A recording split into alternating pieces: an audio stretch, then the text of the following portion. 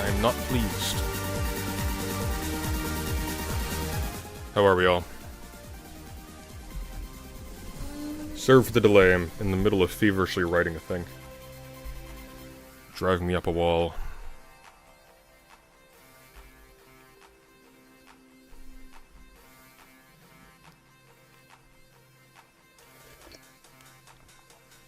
Hello, Alice. Hello, Win, Naomi. Let's blast that AC for a bit.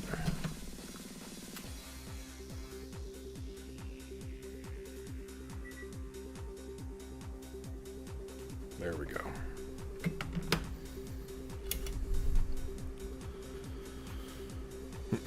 I'm feeling much better, thank you.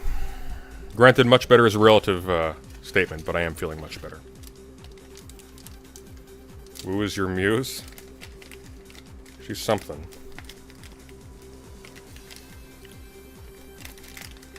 So, we got two things in the docket. Three things, really. So, the first is, we're going over the new Keffals video. I haven't seen it, I've seen around it. I'm hoping that's not too interesting. Then we have a conversation with Beckett of Crabs. He wants to talk about the actual Jake stuff. Which I'm not going to relitigate here, but that's on Twitter if you want to see that. Very boring, very tedious. Not the conversation, the topic. So, we'll answer his questions. And then finally, we're a little bit late to the party on this because I've been sick, but we're going to go over the Revolution Has Not Been Live Streamed video. The obligatory biannual, the second obligatory biannual anti-Vosh video of the year. Never ends. Never ends.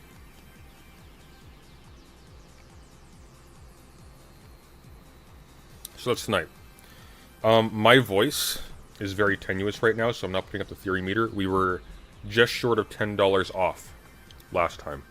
I think what I'm probably going to do is I'm going to put up theory options tonight on the community tab. You guys can vote for what theory stream you want next, and next stream will lead with the theory. We'll probably just do the theory next stream. We'll have some interesting options. And then we'll bring the theory meter back afterwards. Busy next couple of days. On the 27th, we are on a panel with Dylan Burns and Loner Box, one of Cherry's panels, discussing the Cop City arrests. We'll probably spend a couple hours before that on stream, just battening down the hatches on our research. Brooks has already sent me a lot of good material, so we'll go into that prepared. On the 29th, I have the long-awaited debate with Phenomic. Oh, thank you, Smith Black, for the $5. Not the biggest fan of Actual Jake, but he definitely beat Beckett in the debate they had. I haven't seen that yet. Maybe that'd be worth looking at some point, but we'll see what Beckett has to say. Actual Jake, I have not always disagreed with Actual Jake. I've generally been mostly disinterested. The recent takes on religion betrayed a pretty nasty attitude to some things, and not the arguments per se, the manner in which they were delivered, the dismissiveness with which he treated people who disagreed with him, the invoking of people's personal traumas in a debate about religion, among other things. Like, here's one of the things that really rubbed me the wrong way about Jake. Somebody will say, hey, I disagree with your take about religion. Are you a Christian? Because if you are, he thinks you're too dumb to understand your own beliefs. That's the implication of what he was saying. There are no black American Christians because their brains are being pulled by the strings of their colonial masters from hundreds of years ago. That's literally the logic. If he wanted to say, you know, the proliferation of black churches owes its existence to the imposition of Christian religion on slaves in America. Fair statement, probably true. But he didn't say that. He said there are no black American Christians presently. There are no indigenous Christians presently. And the only reason you can say that, because obviously there are, There are, of course, black churches. They are proliferate. The only reason you can say that is if you think, for some reason, they're invalid, because you can draw a connection, very tenuous one, by the way, between the Christianization of black slaves or of indigenous groups and indigenous and black people today who become Christians. But there's a bit of a problem here. A black person can become a Christian regardless. Let's play out a pretty simple scenario. Let's say a black man is descended from slaves directly, and Christianity is in their household. There's a direct consequence of it being imposed on them by their parents. Okay. He is a kid. Kid goes to school. Kid becomes an atheist. Atheist kid as a kid. Same deal. Stays an atheist. They have a kid. That kid goes to school. They have some interesting conversations. Maybe they go the perspective philosophy route.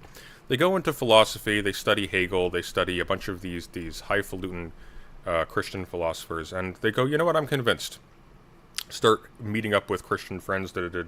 Eventually, they even may attend a black specific church. Right? Well, boom. Now you have a Christian who is black, who is not Christian just because of slavery. These are two radically different statements. Jake conflates the two, and he considers people who become Christians who are part of minority groups to be invalid because they're too stupid and he knows better than them. That's the issue with actual Jake.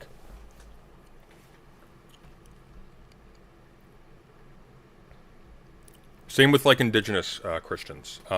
Yeah, that's true. There's a if you read about it actually, I haven't actually. I'm trying to think of a good representation. There are early parts in the HBO film "Bury My Heart at Wounded Knee" that really like demonstrates just how deeply destructive and crushing imposed conversion was for indigenous people in North America. That being said, that does not entail that an indigenous person today who converts to Christianity or who is a Christian therefore is somehow invalid. They're not actually Christians. You may dislike that they're Christians. You may have good reasons to dislike that they're Christians. Other indigenous people certainly do. But that does not invalidate their beliefs or their adherence or anything. They're able to make choices and think like anybody else, and they can make decisions or believe in things. They can believe in things for bad reasons, even. Yeah.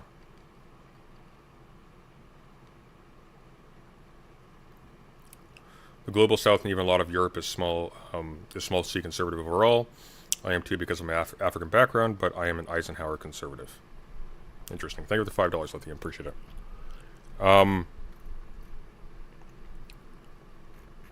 So yeah. So that's the issue with actual Jake, and he doubled down on this hard.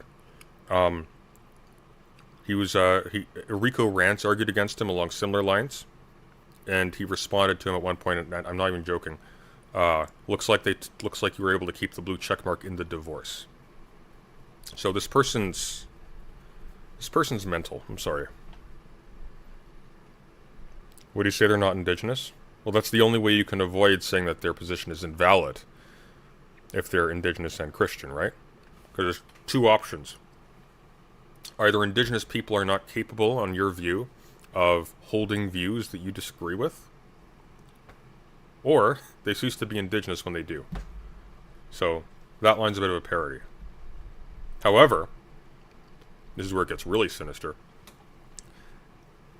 He actually squares the circle a bit, and he says they haven't become Christian indigeneously, which means if you're an indigenous person who's a Christian, you've betrayed your indigeneity. This is a substance of which you take part, that you have carved out from yourself and replaced with something else. There's an insult that you will sometimes find in indigenous nationalist circles where they'll call people, for example, apples. You can figure out what the metaphor means pretty easily. It's gross. It's really gross. So that's what we're doing with Corn Cob Man. That's going to be, unless he backs out. Not entirely sure how it's going to go down because he doesn't want a moderator. Apparently he's too afraid to talk to me without having a finger on the mute button, but that'll be on October 2nd. Because I have the Marx debate with Phenomics on the 29th, and I need to prepare for that. So he's not available on the weekend. We're talking to him on the 2nd of October. Yeah.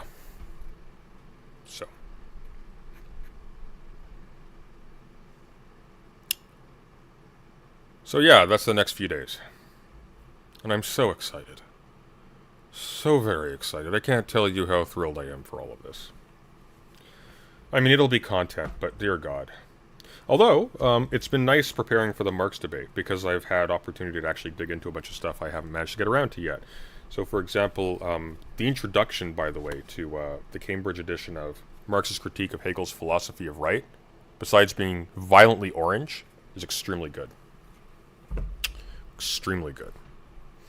What else have I been digging into? I've also been digging into, I don't know where I put it exactly. I stuffed it on the shelf so I had desk space, but I've been digging into the Dover edition of the 1844 economic and philosophical manuscripts of Marx. And the Marx Engels Reader, which I cannot recommend enough, has fantastic supplementary materials. And it had a heavy influence on the relationship between Marx and Hegel early on. By the way, Phenomics is very, very wrong about her position. So it's going to be a bit of a bloodbath, but we're going to try to make it productive. That's going to be moderate. That one will be moderated, thank God, by Econoboi, I believe. Yeah.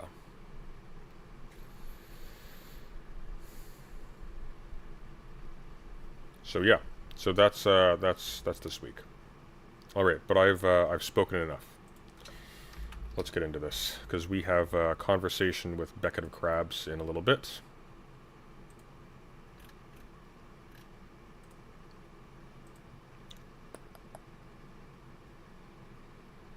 See here.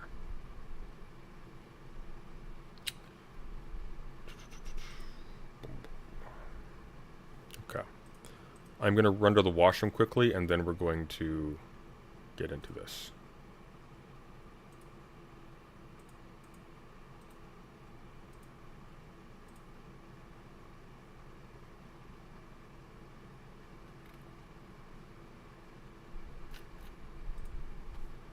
Oh, did I not put that into the playlist? Oh, that's dumb. That's fine. We will find it quickly. Here we go.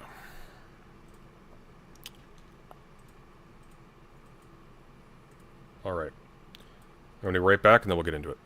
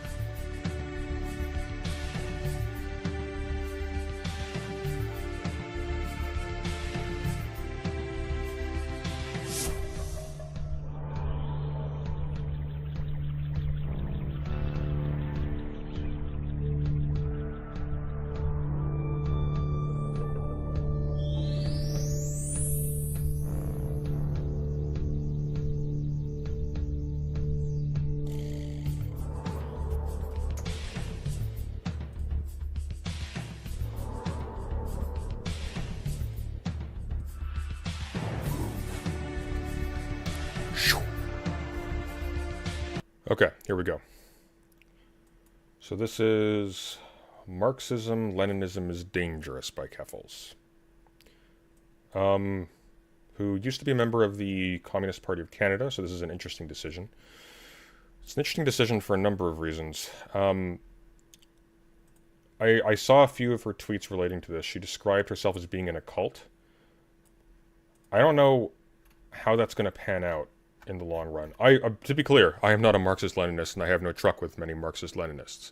I have a lot of issue with just Lenin, let alone Marxist-Leninists, who are generally substantially less sophisticated. Basically just conservative for the most part today, judging by the representation on YouTube at least. But one of the reasons why I was a little bit surprised to see her refer to her background as being in a cult is because back in the day when people were accusing her of, let's say, dipping her fingers into the party's coffers, it was members of the Communist Party who vouched for her integrity. This is not typically a cultish attitude. I think what she means is that the community out of which she came when she was a Marxist-Leninist or when she was part of the Communist Party was very close-minded to alternative viewpoints and probably had a very inscrutable and unexamined lingo that made critical examination of the party's positions difficult. That's what I expect is what actually she means by this. Not that she was literally in a cult. That language might bite her a little bit, though, because I don't know how those people are going to take that. I don't know if it'll matter. The Communist Party is not particularly relevant. Probably never will be. But it's an odd decision. It's an odd decision. It's an especially odd decision because the subject matter of this video is reviewing a debate by Benny Carollo on Charlie Kirk. I haven't seen this yet.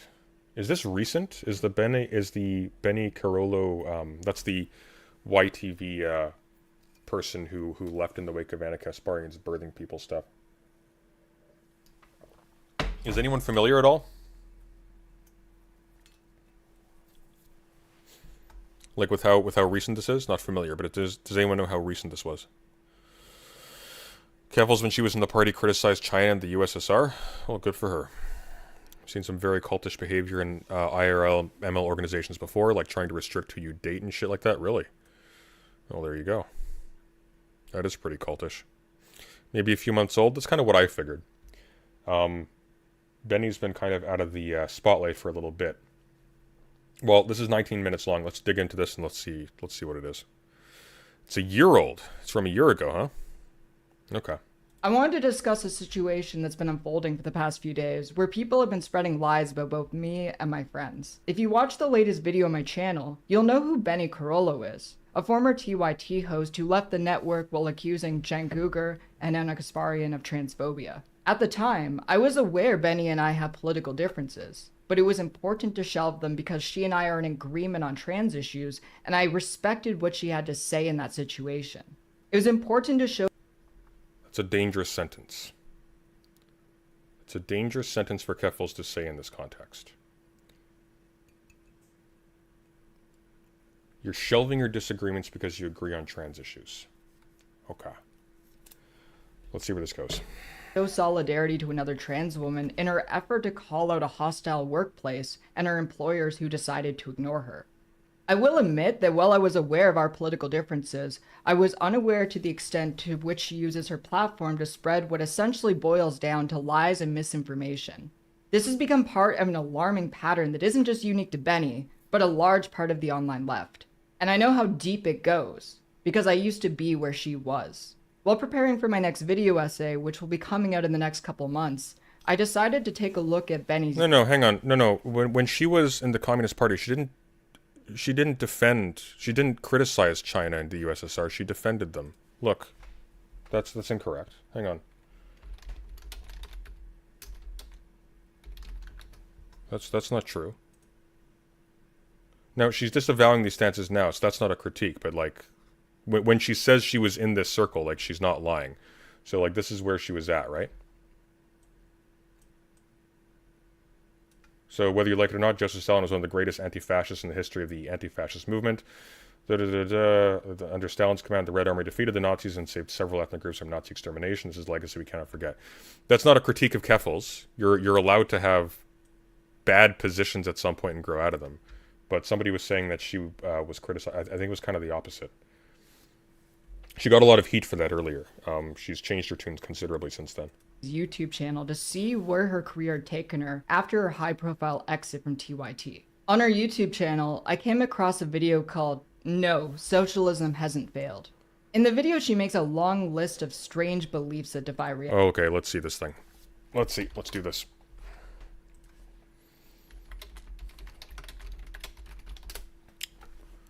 Let's see what we're looking at here.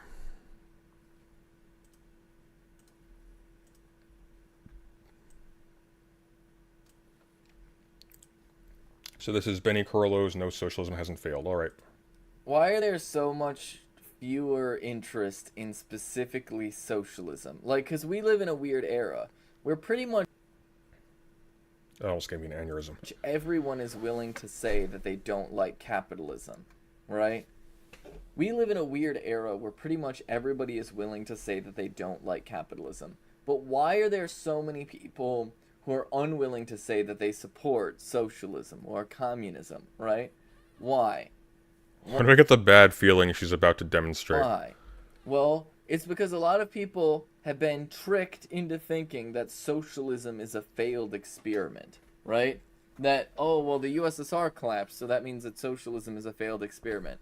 And this is fundamentally why I spend so much time talking about countries like North Korea, why I talk about China, why I talk about Cuba, right? Because fundamentally, who has it better, chat? Who has it better? The poor. It's not North Korea. Don't say North Korea. For the love of God, Benny. Don't do it. Don't say North Korea. Poorest person in China or the poorest person in the United States? Fundamentally. Oh, God. At the end of the day, who is living a better life? The poorest person in China or the poorest person in the United States? The answer, in my opinion, You better have some strong data for this, my friend. Oh, is undeniable that the poorest person in China is living a better life than the poorest person in the United States, right?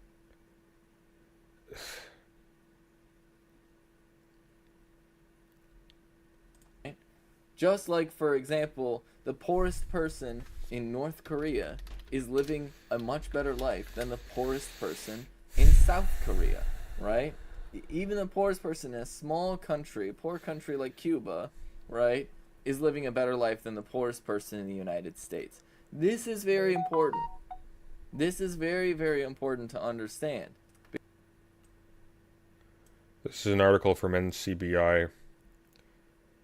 Globally, approximately 1.6 billion people lack adequate housing, with 15 million more individuals being evicted on an annual basis. The situation is often profoundly worse in low and middle income countries like China. It is estimated that 300 million people in the country, home to 1.4 billion Chinese, are homeless. However, despite the scale of this issue, China does not have a robust health and social infrastructure, preventative and proactive systems that could ensure people have stable and sustainable access to opportunities that are essential to their survival, for example, food and shelter, and growth, e.g. training, education, and employment programs for homeless people. Research shows that, for instance, rather than relying on services provided by the local government, homeless people in Shanghai, one of the most advanced metropolitan areas in China, often have to address basic needs such as food and shelter on their own, let alone illnesses that demand structured mental or physical health services. So that probably describes the lot of a good number of homeless people in America. That is not better, though. That is at best identical with. Because fundamentally it means that socialism is not a failed experiment. Socialism is, in fact, a very, very successful program. No, because none of those countries are socialist. They're not socialist. The leading party in China, the only party in China, has the name communist in their title. But they're not socialist. Poverty and meeting people's needs. That is what socialism is all about. It is quite literally the opposite of a failure. Even look at the USSR, which did fall apart. By the way, these are the kinds of people working at the Young Turks. Oh my god. Right? If you look at the USSR, you will see very clearly that they were very, very successful in expanding women's rights. They were very, very successful in putting food on the table for people, right? No, that is not one of the things that the Soviet Union is particularly renowned for. All right. We get the idea. We get the idea. On the money there. Okay. reality. We've been as ridiculously good faith and careful as we could be. Such as there not being any homelessness in China. She even argued that Mao's killings were lies. Needless to say, I was taken aback at how someone who was hired by TYT and had a public-facing job with them could espouse so many dangerous and false claims. You and me both, sister. This led me down a rabbit hole where I found Benny's debate with Charlie Kirk that she did last year on Charlie Kirk's channel when she was still employed as a contributor to TYT. In that debate, Benny defended a whole range of bizarre positions, from why the one-party state of China is a democratic country. Look, what we need to understand is that China is a democracy, and they are going to make laws Well, no, hold on a second. based Wait, off of their how are they a individual material How are they a conditions. democracy exactly? Are you kidding? Them being a democracy does not mean they're going to make laws based on material conditions. Now, here's the thing. There is a Marxist argument for China being a democracy, but the Marxist argument for China being a democracy would also yield that monarchies are democracies.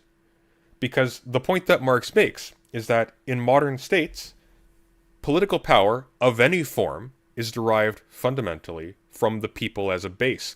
That does not mean the people are represented in decision-making. This is why, for example, only democracy is the state form that is not at odds with itself in Marx. You'll read this in the unfortunately titled On the Jewish Question. China is not a democracy. I'm sorry. China is not a democracy in the sense that we mean democracy when we say a republic in which the people have the capacity to be involved in the making of laws, or in a socialist community in which people are own the means of production that are represented at like a grander level in order to represent their interests as smaller bodies. And no. I don't know why you would say something so stupid without like an extremely robust argument behind it. How do you define socialism? Where do you get it? It feels like there's a colloquial understanding of socialism different from what you were talking about. I'm not sure what you're referring to by a colloquial understanding of socialism. Socialism generally, you can to put it really roughly, socialism is when you have a dissolving of class antagonisms in the allocation of goods and in the ownership of production. So that a society is working for itself as itself, essentially. One of the problems with capitalism is that it presumes a relationship between those who are selling their labor and those who are buying, where the ones who are buying can sort of sit pretty on the means of production, whereas the people who are selling have to sell at ultimately whatever price that the buyer will accept, or they die, right? A landlord or a factory owner or somebody who owns agricultural land or whatever, they can wait for you to starve a little bit to accept a lower wage. The person who is starving cannot. Therefore, you can't really have like true harmony between classes because their distinction rests on exploitation. So a socialist situation would be one which is either on the way to ameliorating that or has already solved it. Does that make sense? So like Canada is more socialisty insofar as it has things like not a particularly robust system of universal healthcare, but universal healthcare, public services, stuff to keep the people alive, reallocating the resources of the whole society towards the whole's benefit, that kind of thing. It's not socialist. It takes some of the flavor of socialism, if that makes sense. This is a new development, but on our stream today, Benny compared Keffals to Blair White. Why? How? Look, I got issues with Keffals. I think you all know I got issues with Keffals, okay? Keffals is not Blair White. not No, Keffals is not on the same planet as Blair White.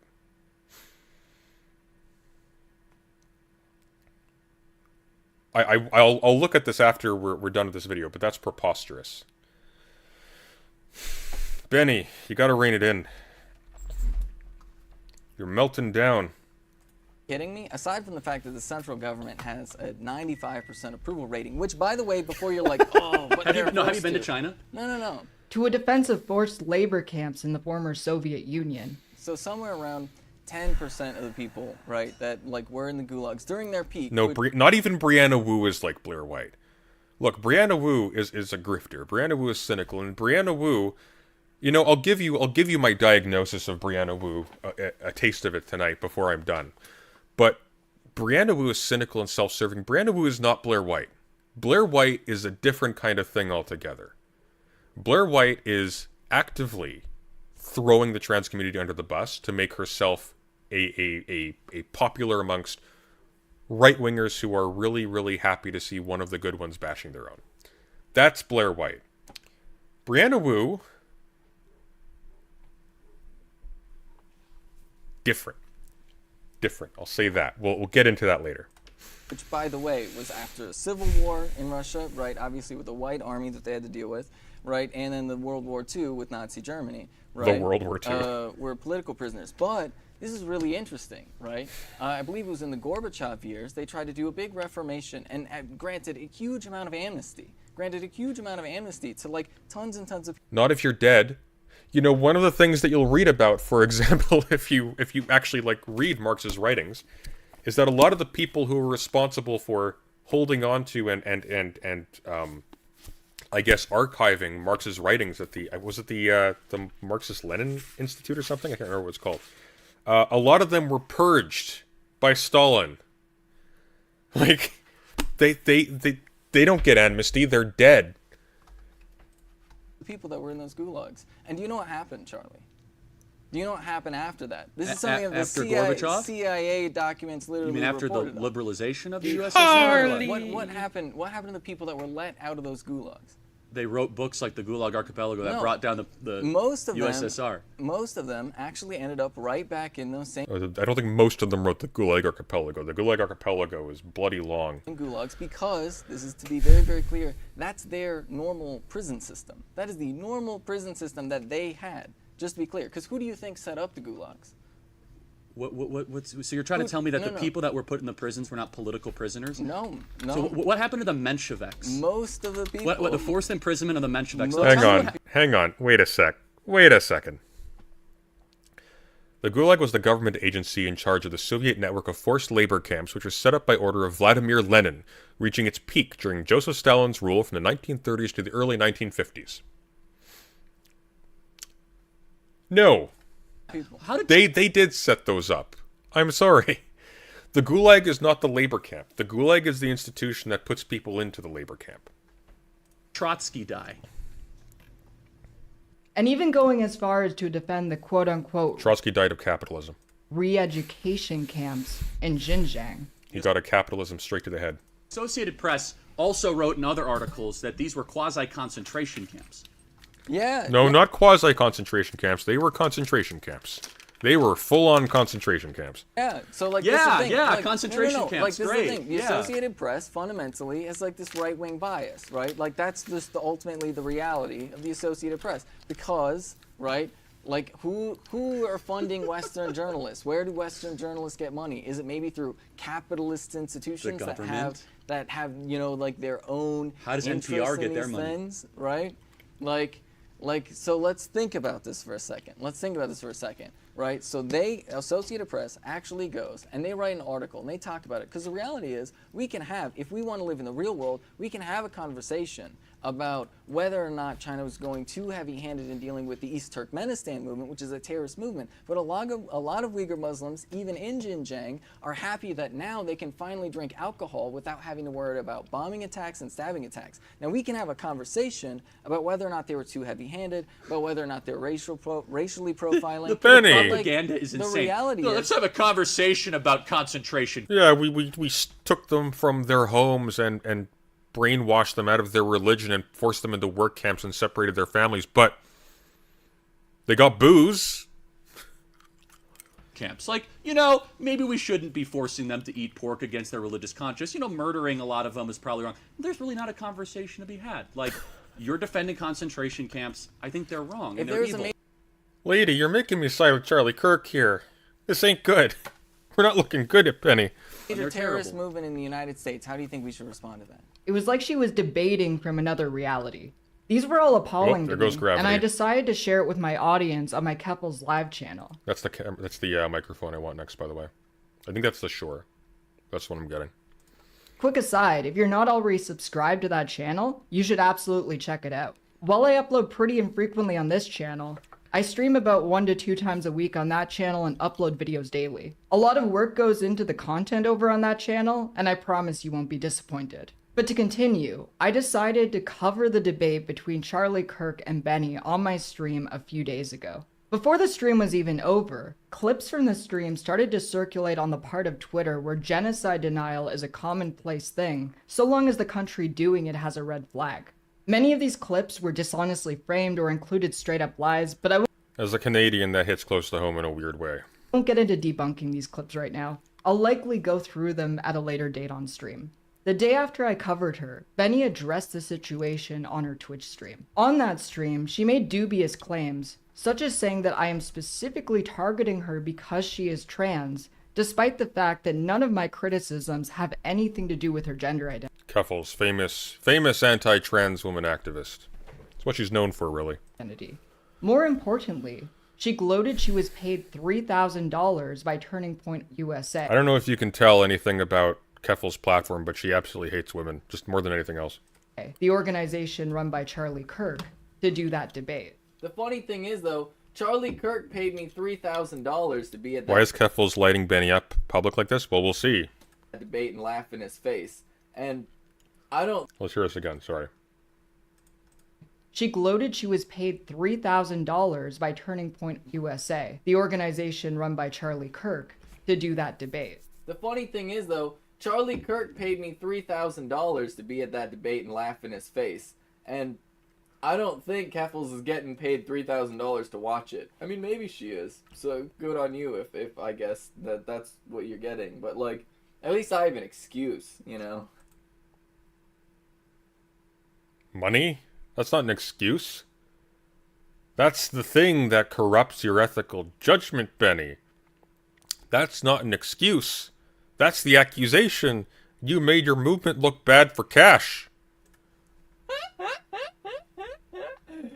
This is where things get interesting, because Someone clipped that laugh. Benny not only admitted to being paid opposition, but she admitted to accepting money from some very malicious sources in the process. You might be wondering, who exactly funds Turning Point USA? I'm not going to say it. Let's keep going. Their website points out that they're funded by organizations like the Heritage Foundation, a conservative think tank that spent $1 million on Look.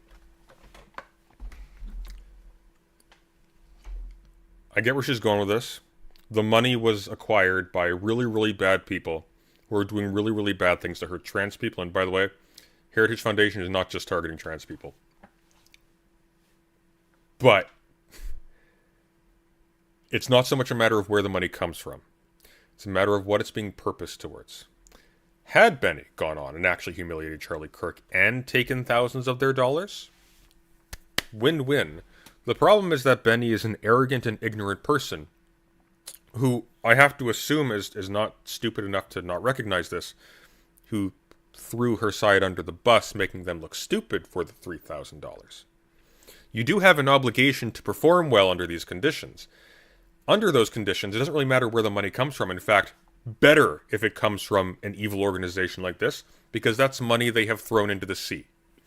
Because she did so terribly, that was money well spent. So she now becomes a part of their successful anti-leftist campaign, anti-trans campaign, whatever. That's the issue here. I don't think where the money comes from particularly matters, except to point to what end was that money purposed and why was Benny selected in particular for that role. The LGBTQ Thanksgiving advertisements in order to oppose the Respect for Marriage Act. For $3,000, I will debate President Sunday taking the pro position on nuclear war is good, actually.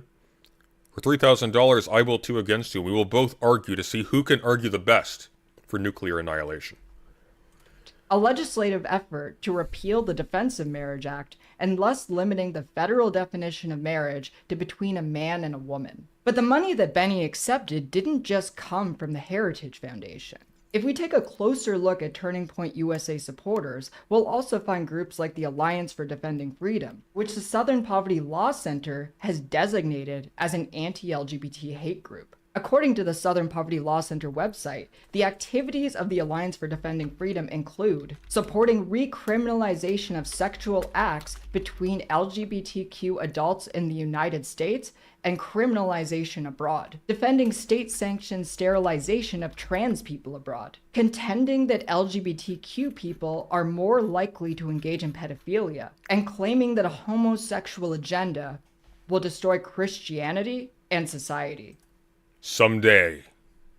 The Alliance for Defending Freedom has Soon. played a crucial role Very soon. in shaping the current political climate that the United States is in. Even now, the having pieces are donated falling into place. $85,000 to the Child and Parental Rights Campaign, which helped shape Florida's Don't Say Gay law. The ADF has even claimed responsibility for ending Roe v. Wade, ending the constitutional right for an abortion, and erasing decades of progress in the United States. Putting them substantially behind the Soviet Union.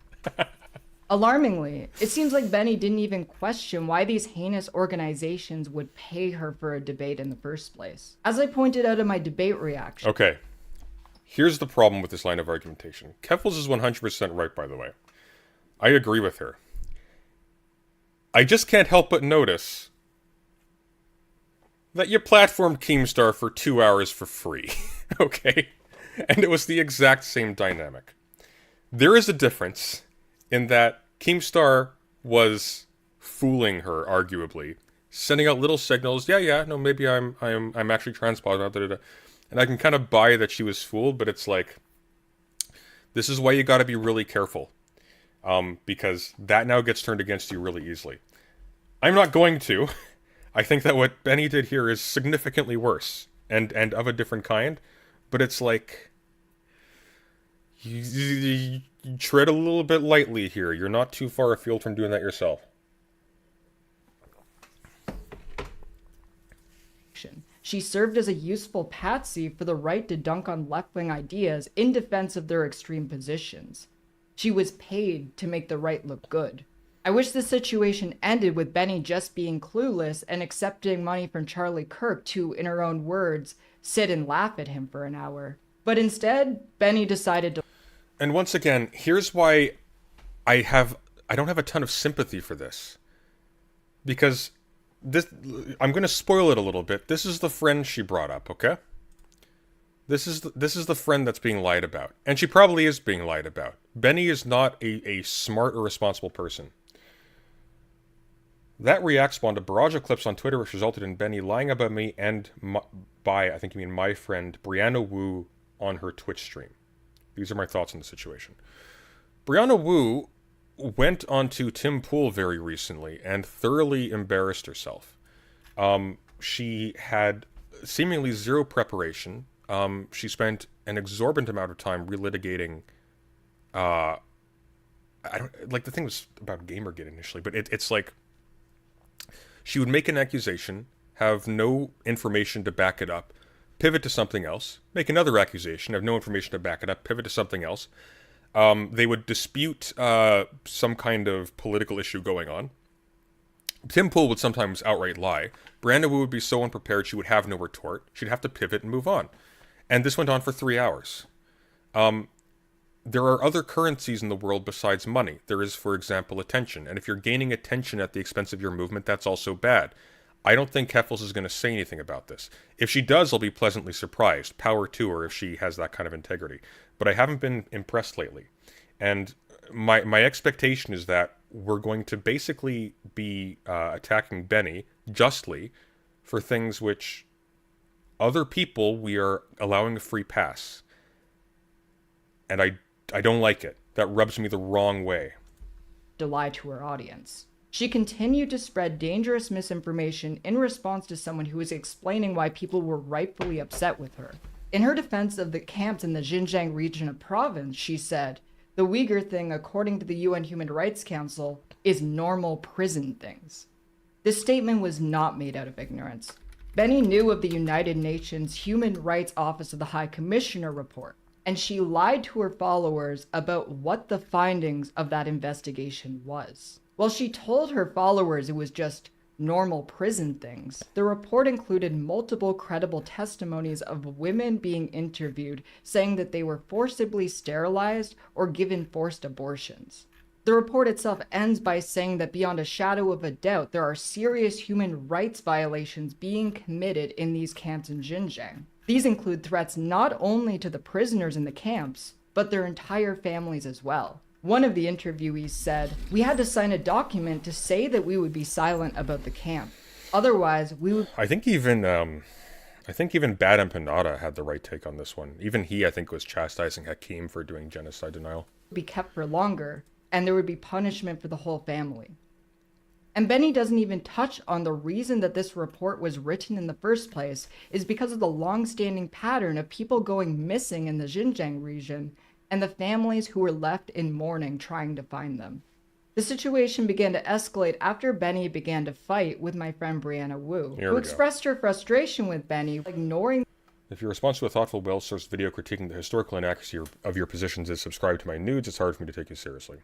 The criticism of her harmful rhetoric and exploiting this tragedy in order to promote her OnlyFans. I have no problem with how people choose to make a living, but it is vile to use people's legitimate anger about genocide and accepting blood money from anti-LGBT hate groups in order to advertise your nudes. Benny's response to this was, if Keffals is going to be making... And she's right. So here's the crucial point. Had she prepared and done a good job and wasn't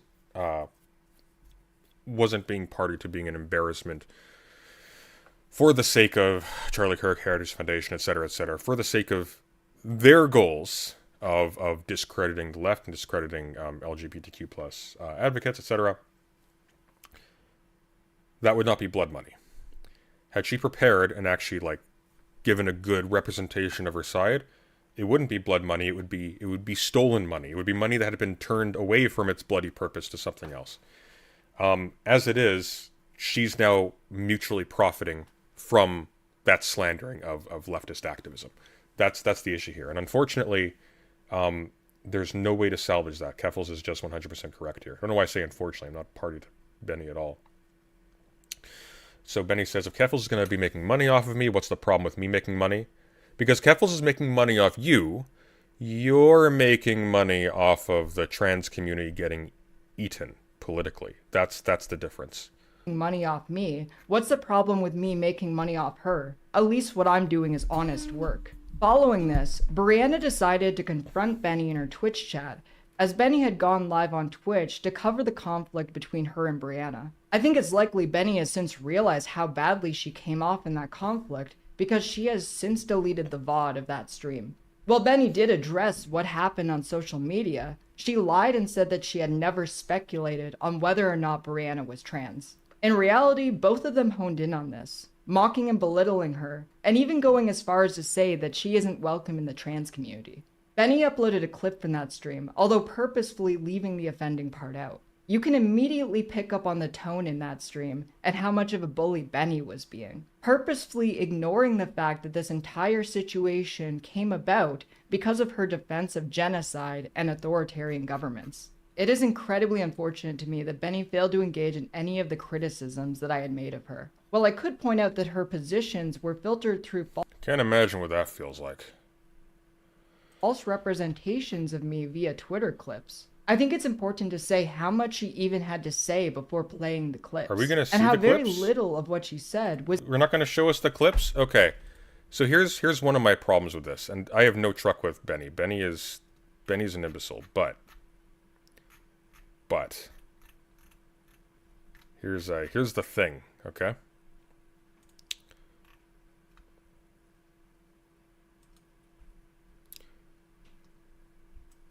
This is the clip in question.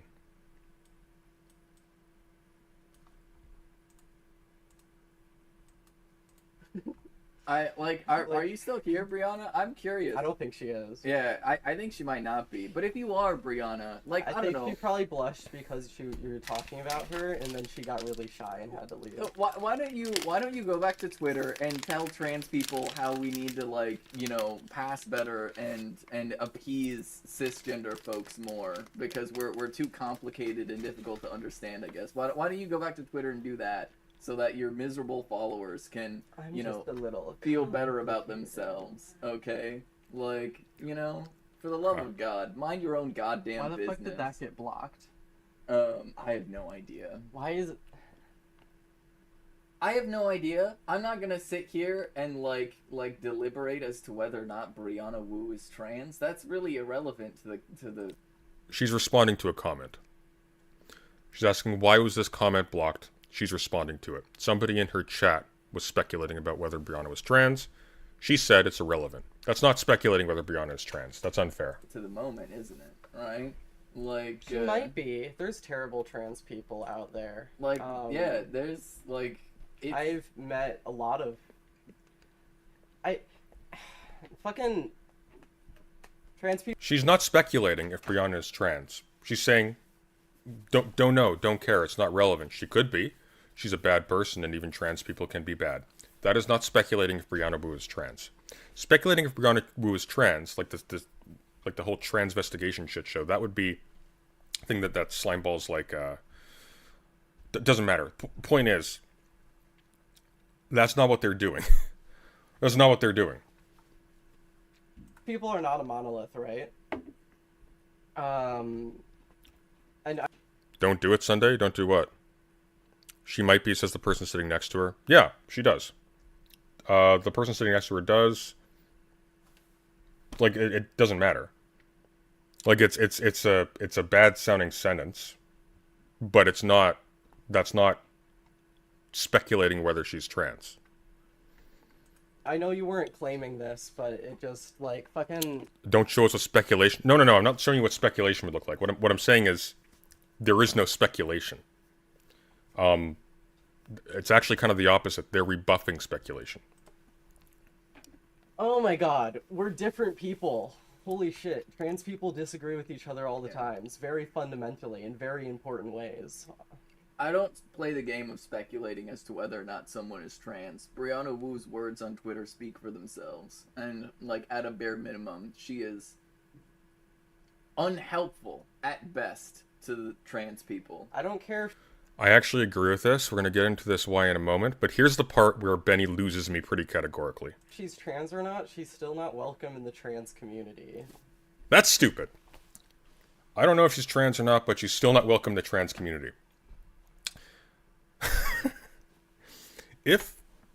If you are trans, you are part of the community by definition, because the community is not an exclusionary club.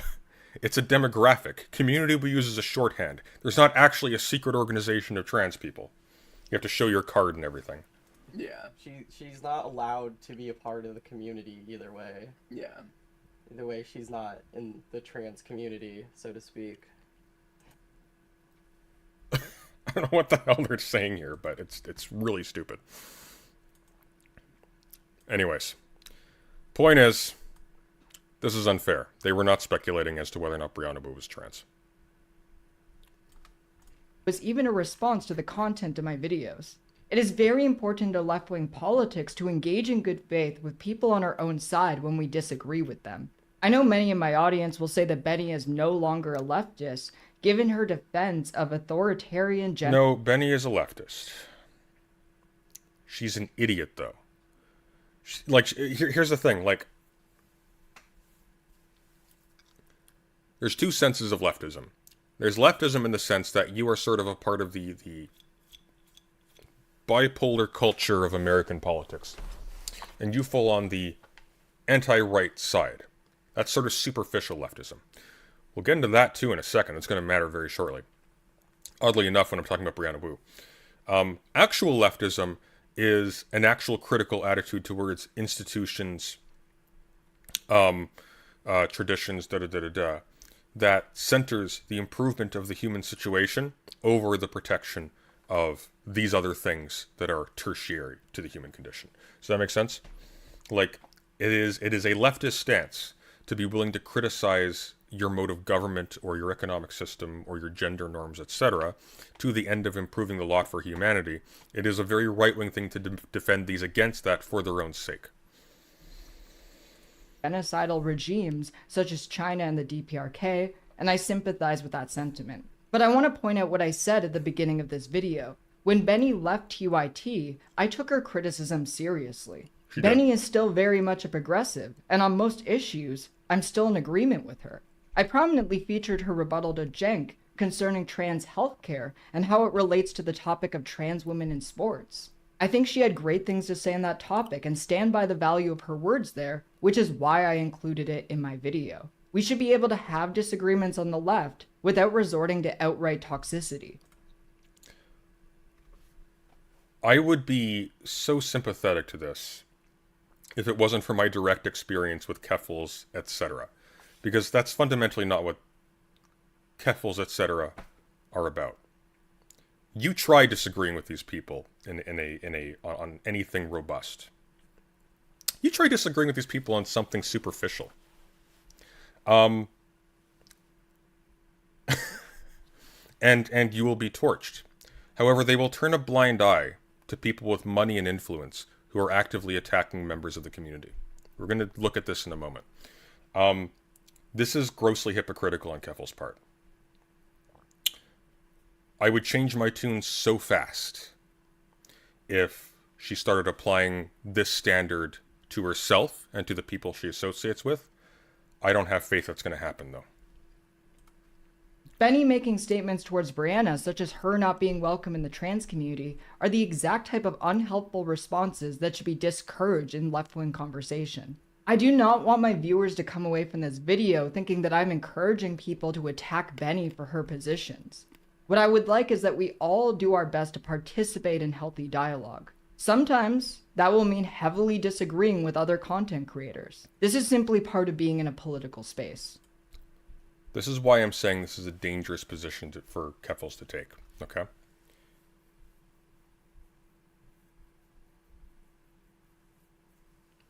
This is a very dangerous position for Keffals to take. Keffals has not historically been willing to accept criticism. She has not historically or recently been willing to see eye to eye with people who have issues with how she manages her platform or with who she associates with. She has pretty viciously mocked people for that, as a matter of fact. A little bit more disturbingly, I learned this firsthand. There has been a tendency to try and disappear people from the network of leftist creators and leftist figures in these spaces if they don't like each other. I made a comment to Vosh one stream. It was like, he was complaining about his, it seems so petty, and it is. I made a comment to Vosh one stream because he was complaining about people mocking his media takes. And it's like, there's a general tendency for your Reddit to be taken over by people on the outside of your community who are hostile to it. I don't think it's even actually majority populated by your community anymore. It might make sense to buff up the moderation a little bit. Like, take a look at it and see, you can shuffle things around to make it work for you as opposed to against you. And as Mod Any jumps in and starts insulting me, telling me, the Reddit is impeccably run, your opinion is discarded. I'm not even talking to him. We have a back and forth on Discord. I eventually tell him, look, I don't care about you, okay? Maybe you run the Reddit, maybe you run a bunch of stuff. I don't care. I was talking to Vosh, who owns the Reddit. Just, know your place kind of thing. And after declaring that he's a million times more than a Reddit mod and that his opinion is important, be careful, I then received a message from somebody else telling me that, this guy is intending to go around and sort of neuter your reach. And so I had a conversation with Keffals on stream a couple days before. My name and face suddenly disappear from the thumbnail.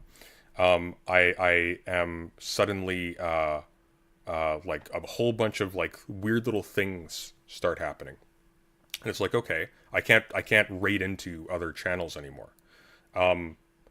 And it's like, all right, this is a little bit weird.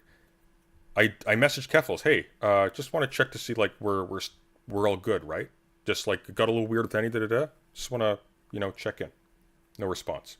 Eventually, after I respond to the anything after a few days on Twitter, she comes in and says, I was made very uncomfortable by your criticisms of Brianna Wu. That's why I didn't respond to you. Those are all deleted now. We are not in a space, we are not in a place right now, vis-a-vis Keffals, where Keffals is able to say, I want open dialogue even if it's uncomfortable. Because this is open dialogue even if it's uncomfortable. This is what Brianna Wu is doing, okay?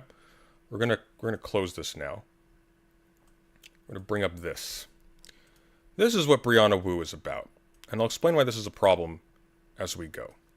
Okay? This is Brianna Wu's Mastodon. I can't see her on Twitter. But she wrote this up. I have a copy of it if she blocks me while the stream is going. She wrote this very, very silly set of posts that encapsulates her political recommendations for the online left. I'm going to explain why they're very, very bad. Okay? And this is amidst her making frequent comments to the effect that non-binary people, nobody really cares about them. Anybody who's basically not a trans man or a trans woman, they're too weird to be for advocacy for them to be politically viable. And so she's said this in response, because people have been criticizing her for this increasingly. Not as many as should, because everybody's been turning a blind eye to her. But here it is. 1.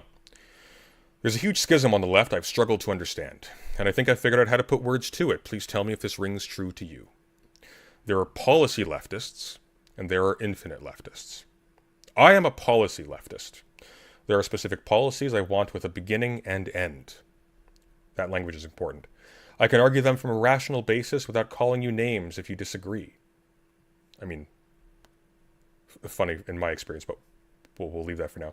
Single-payer healthcare, lowering housing costs, civil rights for LGBT people. No Q+. It brings me into conflict with infinite leftists. They see all these issues in terms of a purity test that spirals into infinity. It is intriguing that she's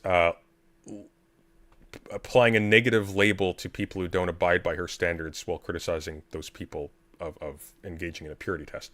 You start with one issue and you write it for leftwards. If you ever stop, you are a moral monster. No, if you stop, you're not a leftist, because as soon as you start protecting a state of affairs, that's a conservative act. That's not left-wing. Single-payer healthcare should be universal healthcare. Actually, that's capitalism, so nationalize it. Actually, medical establishment discriminates against trans people, so informed consent for all medication. Actually, why take hormones? At all, gender itself... What is it? Does this extend? After all, gender itself... Okay. I don't know what that is. That's weird. Infinity, I guess. Yeah. Okay, so ... It's not that those policy goals, are the problem. It's that all these arguments are so moralistic, policy leftists like myself can't ever have a moment to go, hold on, how are we going to do that? If you do, you get screamed at by your own side. Infinite leftism works well online. I myself was caught up in it for much of the Gamergate era. But when it comes to actually getting policy passed, it's cancer. It trains people to expect utopia with none of the compromises needed in a democracy. Infinite leftism does incredible damage, particularly to the marginalized people it's supposedly trying to speak for, because the people most hurt by the system are held to the highest infinite standards of purity. This shit show with infinite leftism is like coronavirus. Everyone catches it eventually, and I think a lot of people like me, I suppose, have had it often enough to be immune to it. It's why infinite leftism is so much weaker than it used to be. If there's any future for progressives taking over the party from corporate Democrats, it's going to come from policy leftists who have a narrowly defined set of objectives. That's a base requirement to build the coalitions needed in a democracy. The infinite leftists will scream. They'll call us names. They'll puff their chests and insist their way is the only way to win. I think most people are frankly tired of their bullshit. Our reasoning and strategy are better than theirs. Better than theirs. narrowly defined set of objectives. Let me show you what her narrowly defined set of objectives look like.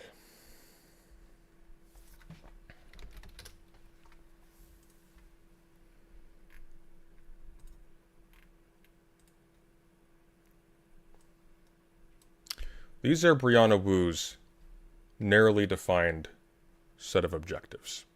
Okay? This is not the only place where this has occurred, but it's one of them. Every second, this is in a conversation about non-binary identities, and Doe was brought up, as a matter of fact.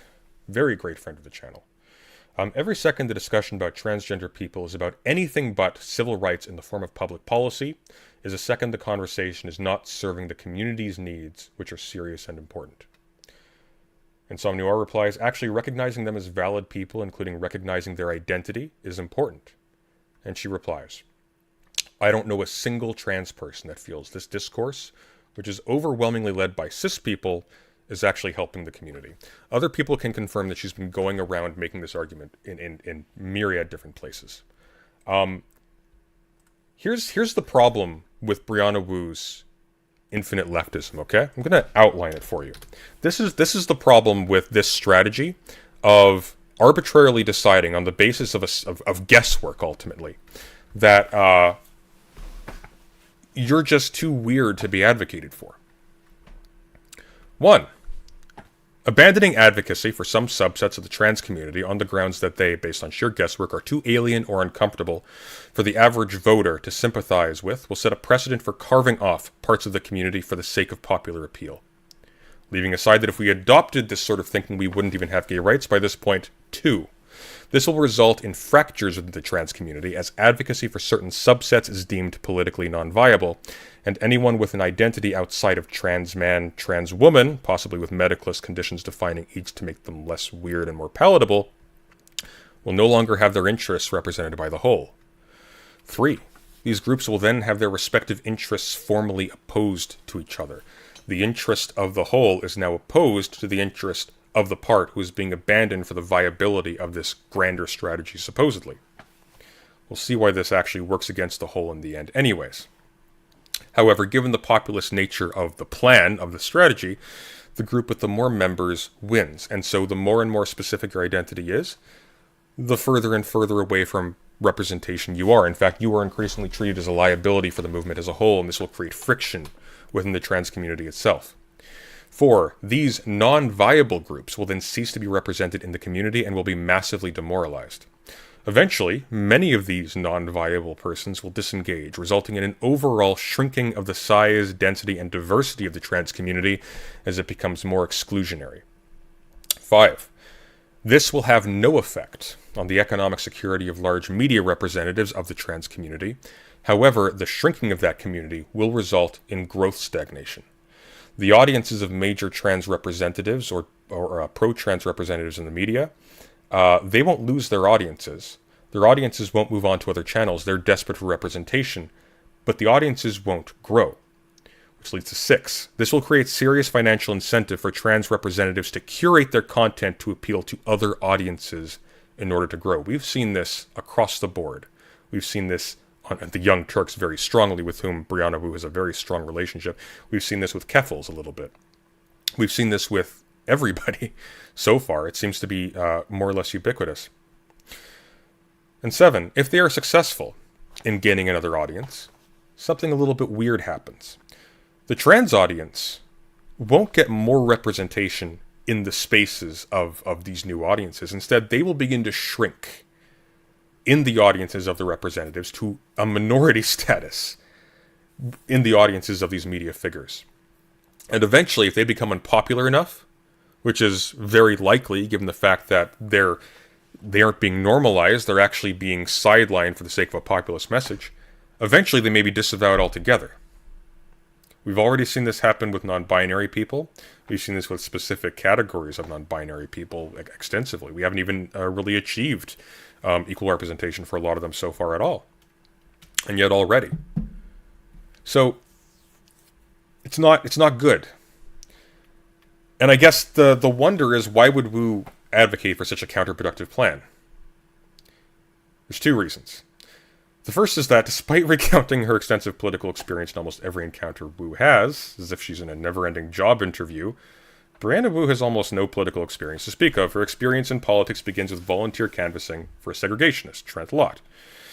And the congressional run whose failure Wu attributes to the fact that, quote, she did not put in nearly the amount of work into this that I should have, unquote. In short, in the one serious political campaign in which Wu took part as a critical member, she failed because she was lazy. Interestingly, in the video ad for her congressional run, she talks about how inequality and racism in her hometown is what motivated her to get into politics in the first place. She doesn't mention that how she got into politics was campaigning for a segregationist. Like, the only reason why we're talking about Wu today is because she was able to self-insert as a main character in Gamergate. She was able to get money for a very, very bad game. She was able to use her status as a game developer to pretend to be like some major pusher and mover in that whole thing. She got hooked up with Cenk Uygur as a result, and she was able to co-found the Rebellion PAC, which moves around money to fund ad campaigns. Go figure, a little bit funny in light of what I've just mentioned. So that's the extent of Wu's political experience. She has no sense for strategy, no actual background in political organizing as such, and so when she cites her political experience as a reason to take her seriously when she advocates for making strategic moves at the expense of large parts of the trans community, she does so apropos of no political experience whatsoever. Because Brianna Wu doesn't have experience in politics, Brianna Wu has experience in having money.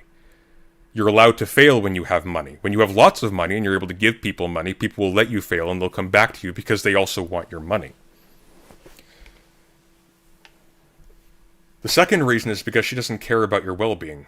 She's not invested in the trans community winning any of this. Brianna Wu, was it earlier this year? Brianna Wu very recently was going on Twitter talking about how Hogwarts Legacy is not a game. It's a test of character and many people are failing it. She then went on to buddy up with somebody who defended Kiwi Farms, was considering donating to Kiwi Farms, did donate to Cough City just to mock FD Signifier. Probably the most egregious thing he's done in his life. Talking about Destiny, of course. She's sent money in the way of right-wing and other channels that do not promote a left-wing message. In particular, she's been going out of her way to talk about how certain fairly prolific transphobic actors are actually really nice people and really reasonable, and she hopes more conservatives are like them. I'm talking about counterpoints. Which tells you something. It tells you two things. First of all, as a strategist, if she is a decent strategist, and I think there's an argument for her being one in a very limited sense, it's not for you. What she is good at strategizing for is positioning herself to benefit from exposure personally. She doesn't want the trans movement to win. She doesn't want trans rights to be escalated, although sure she does at some abstract level. At the end of the day, what she actually values is being rich and famous. Mostly famous because she's already rich. Which is why she's already set up an escape hatch. She's all buddy-buddy with Destiny and Counterpoints and all these people. She doesn't need you. She doesn't need you. If you disagree with her, if you don't like what she's doing, if you become untenable to her, she'll switch over there. But you can't do that. You don't have the kind of money to get these people to vouch for you in particular. You're just kind of screwed. And it's like there's nobody is taking her to task for this. And nobody's taking any of the people who are buddying up with her to task for this. Like, these are members of the trans community that she is advocating are thrown under the bus on the basis of nothing, as part of a plan that will actually destroy it, because the only people who benefit from this are the people who want the trans community to moderate its message so it doesn't extend any further, so it's weaker. And moreover, if she actually cared about this, she wouldn't be centering herself in the same way as Benny did on Charlie Kirk. Her outing on Tim Pool was embarrassing. She has a history of lying about her degrees. She has a history of making up harassment campaigns against herself. Her background is embarrassing. She's not playing the role of a strategist. She's playing the role of a socialite. See, here's what Brianna could do if she wanted to be responsible and actually a positive influence. She could silently, very quietly, very carefully, give money to trans creators or to progressive creators who have a good message but don't have the ability or the time to make it reach out. She gave Wick something to the tune of $1,000 to run a debate with Vosh and some Catholic guy. Vosh could have very well lost that debate if the Catholic guy was intelligent. Vosh doesn't win every debate he has. He's almost universally right against people like that, but that doesn't mean he does a good job. More to the point, this is entirely in Wick's economic interest already. He would have done this for free. $500, though, could have freed up some trans creator to do nothing but like really strong progressive content for a month. It's absurd. And I'm noticing something very disturbing. There is a weird tendency of people in that orbit. Vosh excluded. I think he's been hands-off. Credit to him, frankly. I hope he remains that way. But there's been a weird tendency of people in that sphere to just let everything slide if some famous figurehead is doing it. Brianna Wu is whitewashing transphobes and people who have actively facilitated and abetted and defended the harassing of Keffals and other people in her community, including former mods, current mods, etc., etc. Someone like Rose Rist gets thrown out for helping him edit a document. Brianna Wu goes on and defends him and says he's a wonderful person, amidst him sending... How much money did he send to Cop City? Like... And she's her friend? This is insane. This is insane. You have people who are actively working against your interests and advocating for plans that will destroy us. And she's not getting any pushback because she's a rich, famous person. This is not good.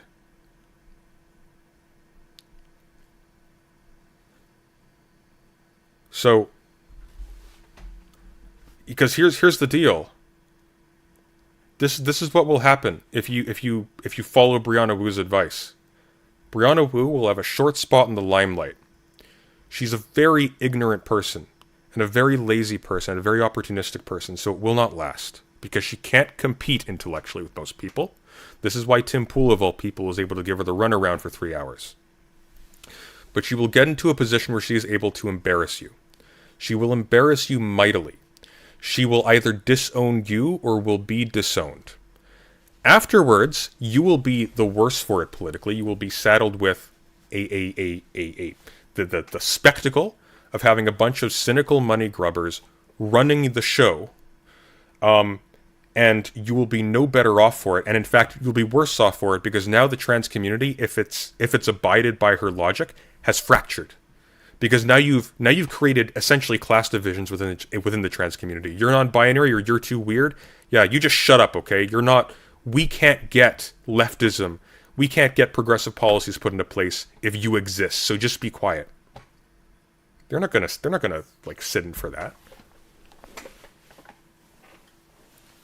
All that's going to happen is Vosh and Destiny are going to canvass. Everything else is going to go on as normal, but you will have radically demoralized and broken trans advocacy on this platform. That's it. So Brianna Wu is not your friend. Keffals. You too. She's not your friend. Brianna Wu is a business opportunity, and she's one that you are taking on with extraordinary disregard for what she's actually doing to your community. So I hope she smartens up. Frankly, for me, if Brianna Wu smartened up and just stopped doing the the purity testing she herself is engaging in, I wouldn't care. If she wants to throw money around at people, I do not care ultimately.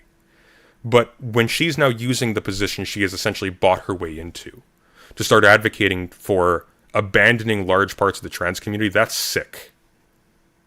That's actually sick. And to go along with that is disgraceful. So if you're going to go after someone like Benny And justly so, by the way. Benny's an idiot. And a selfish idiot at that. And what she's doing is destructive. If you're going to go after her, you got to look inwards too. Because that's way worse. That is way worse. Anyone who's letting this slide, that you cannot let this slide. Because it will not win, and you won't be forgiven when it doesn't, because things are going to get really bad potentially. Really bad. There is actually no guarantee that in the long run, we win at all.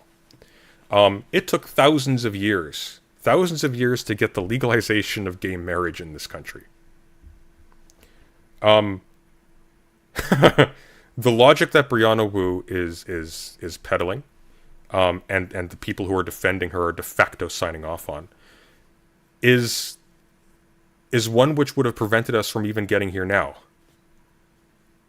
And we can go back. That's a thing that can happen. We've had progressive societies that have reverted radically. It's happened before. It's happened recently, just the past 100 years. So, yeah. We can't afford to let rich socialites co-opt our representation, because we will die. We will not survive that. We need to start having standards, and we need to start holding ourselves to them. Thank you, Win. Dear God, for the 20 gifted memberships. It's very appreciated. Thank you. All right, Braveheart speech over. I'm going to go to the washroom, and then we have to talk to Beckett of Crabs about the Jack thing. So, be right back. Cheerio.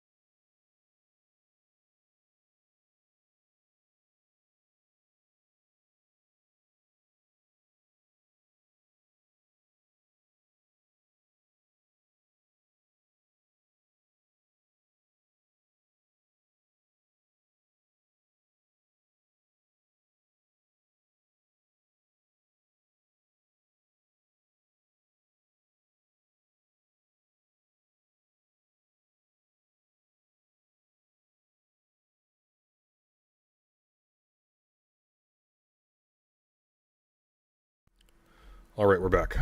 Oh, I didn't play any music while I was gone. Sorry about that. Okay.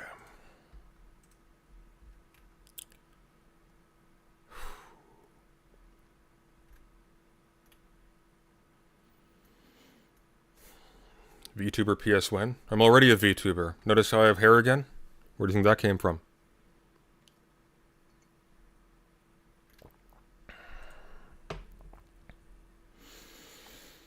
Guys, no ableist language, okay? We do have standards here. Thank you, BC, for the $5 Stay Winning Sunday. Well, we'll see. Historically, when I do these things, it doesn't go well for me, but that's fine. There are levels of survival I am prepared to accept. Okay. We are talking to, here, we should open up our virtual camera. We are talking to Beckett Crabs about the Jack thing, so this is gonna probably suck, honestly, but we'll see. Okay, here we go. Hold on to your butts.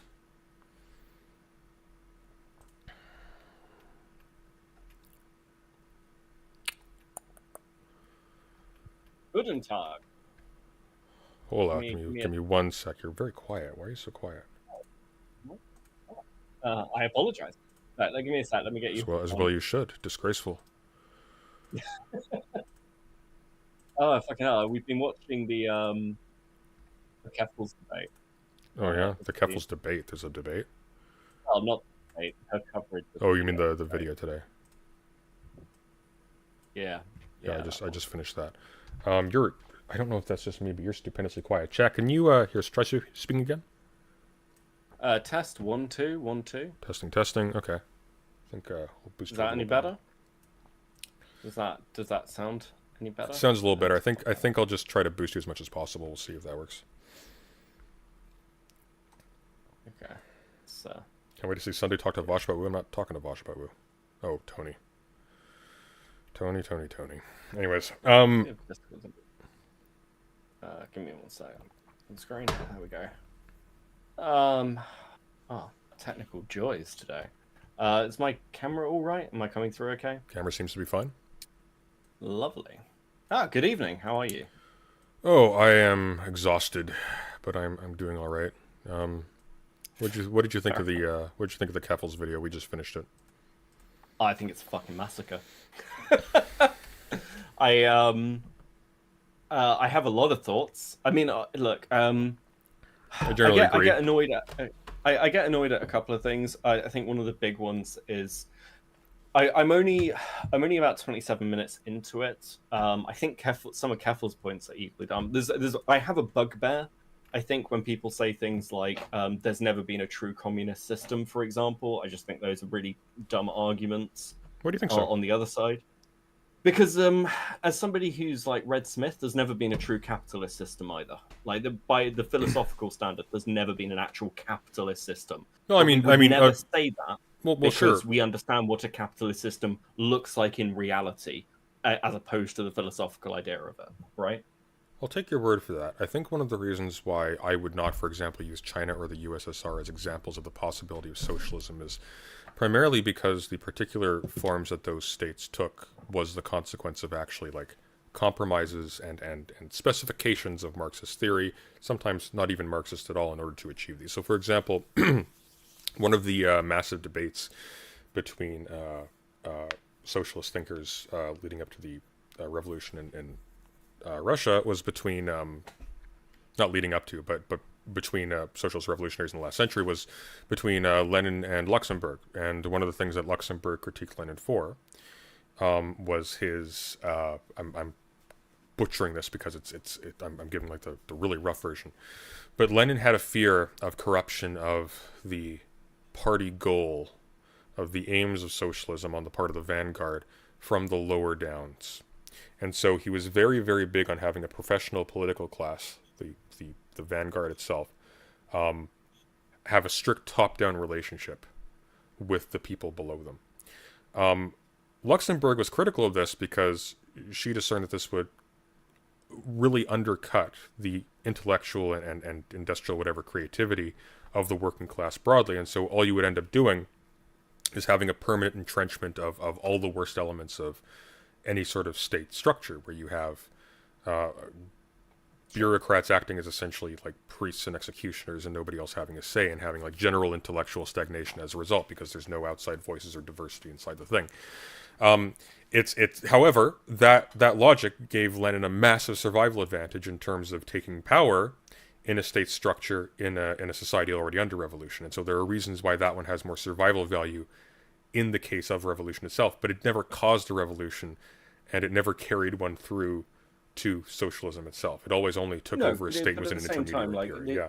this is part of the problem. Like I don't know, with general philosophical social theories, you can have really good principles and perfect ideas, but like the thing that seems to be always left out is the human element.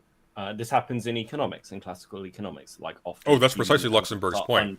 I agree with you. I agree with you. So, I think, yeah, but I think one of the major flaws of the parties that took over was precisely that they overdetermined the ends and how they were going to do it. There's more to it than that, of course, but the reason why I would think it's not fair to say socialism is non-viable as a consequence of these examples is precisely because they aren't representative of a general line of thinking. They're representative of specific groups, lines of thinking that are highly particularized.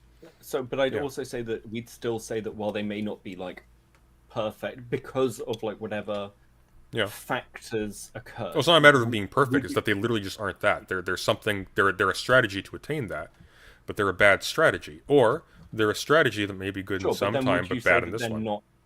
But then, okay. Yeah. But would you agree then that that's always at some point going to be the case with any system, because no system exists in the vacuum? Therefore, like the argument of we've never had a true communist or a true socialist system is still a poor argument on its surface when you're trying to defend these things. Because if you want to, what are we trying to do? Let's specify this. What are we trying to defend?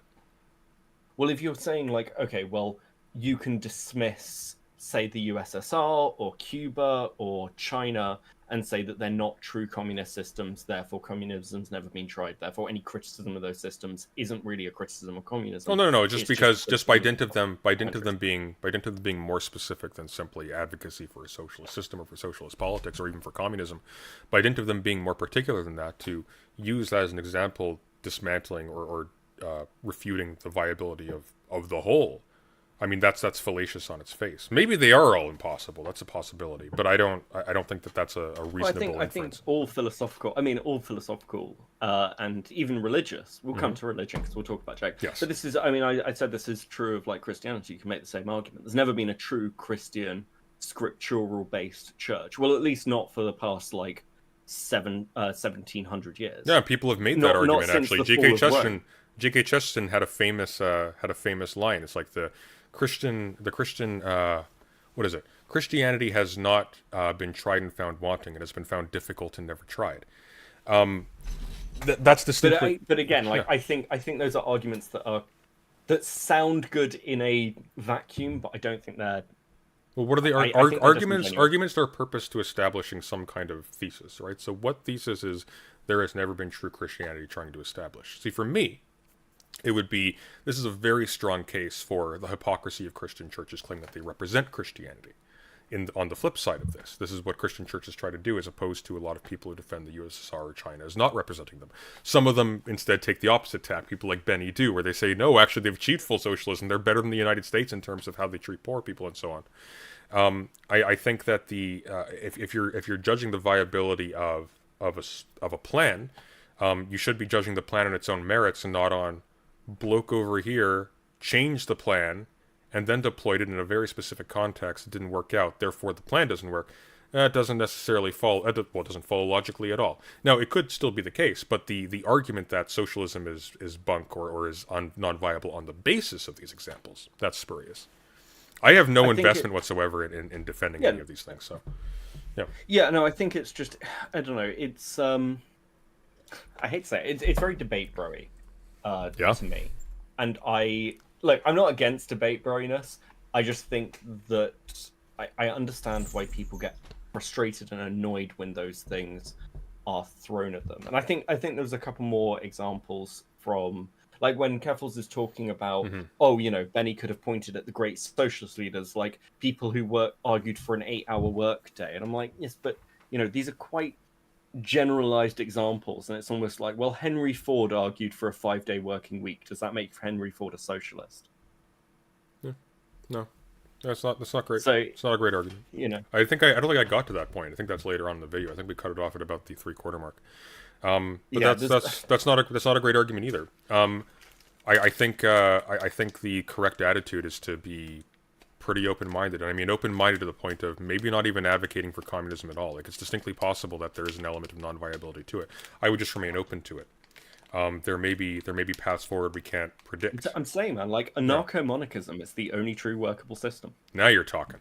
All right, we weren't here to talk about tanky stuff. What are we talking about? So I want to talk to you about Jake. You know I had a debate with Jake. Somebody informed me in chat. What was that about again? It was about incels, and it was just basically him telling me that it was all down to patriarchy for 6 hours. It was pretty bad. There's a okay. It depends. Look. To give credit, there's. I can kind of see how you would do that, but you'd have to explain it. It wouldn't do to just say patriarchy as a buzzword. If you're especially if you're talking to It was someone. basically patriarchy as a buzzword. Okay, that's it's things like, so for instance, he took umbrage with the fact that, like, so I actually came into a Discord, I think it was the day after, and was talking about some of this with some of your community. Okay. So I want to be like clear for people who've seen that. I want to be clear on a couple of things. The reason I push back on all our narratives is it's because it's my personal opinion from reading quite a bit of history that women's roles through history have been. By the way, I want to judge your bookshelf after the call.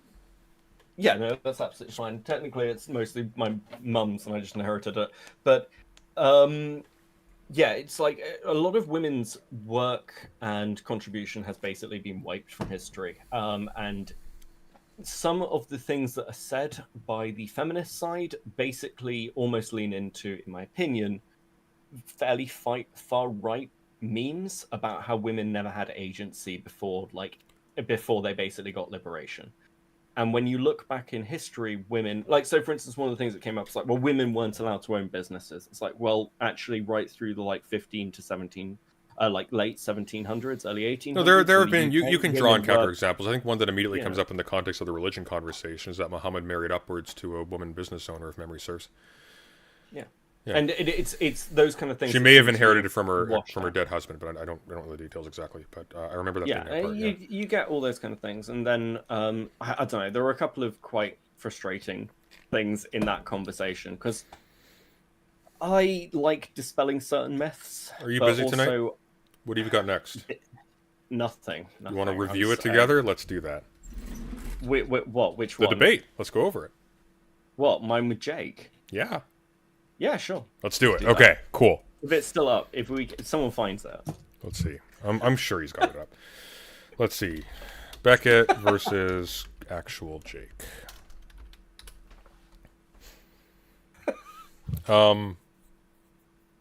If we can't find it. Oh, Patriarchy. Here we go. Actual Jake. Yeah, we got it. Sweet. Oh, nice. Okay. Ah. Share your screen to me. That's fucking amazing. Yeah, okay. Okay. Here, let me before we start, I do.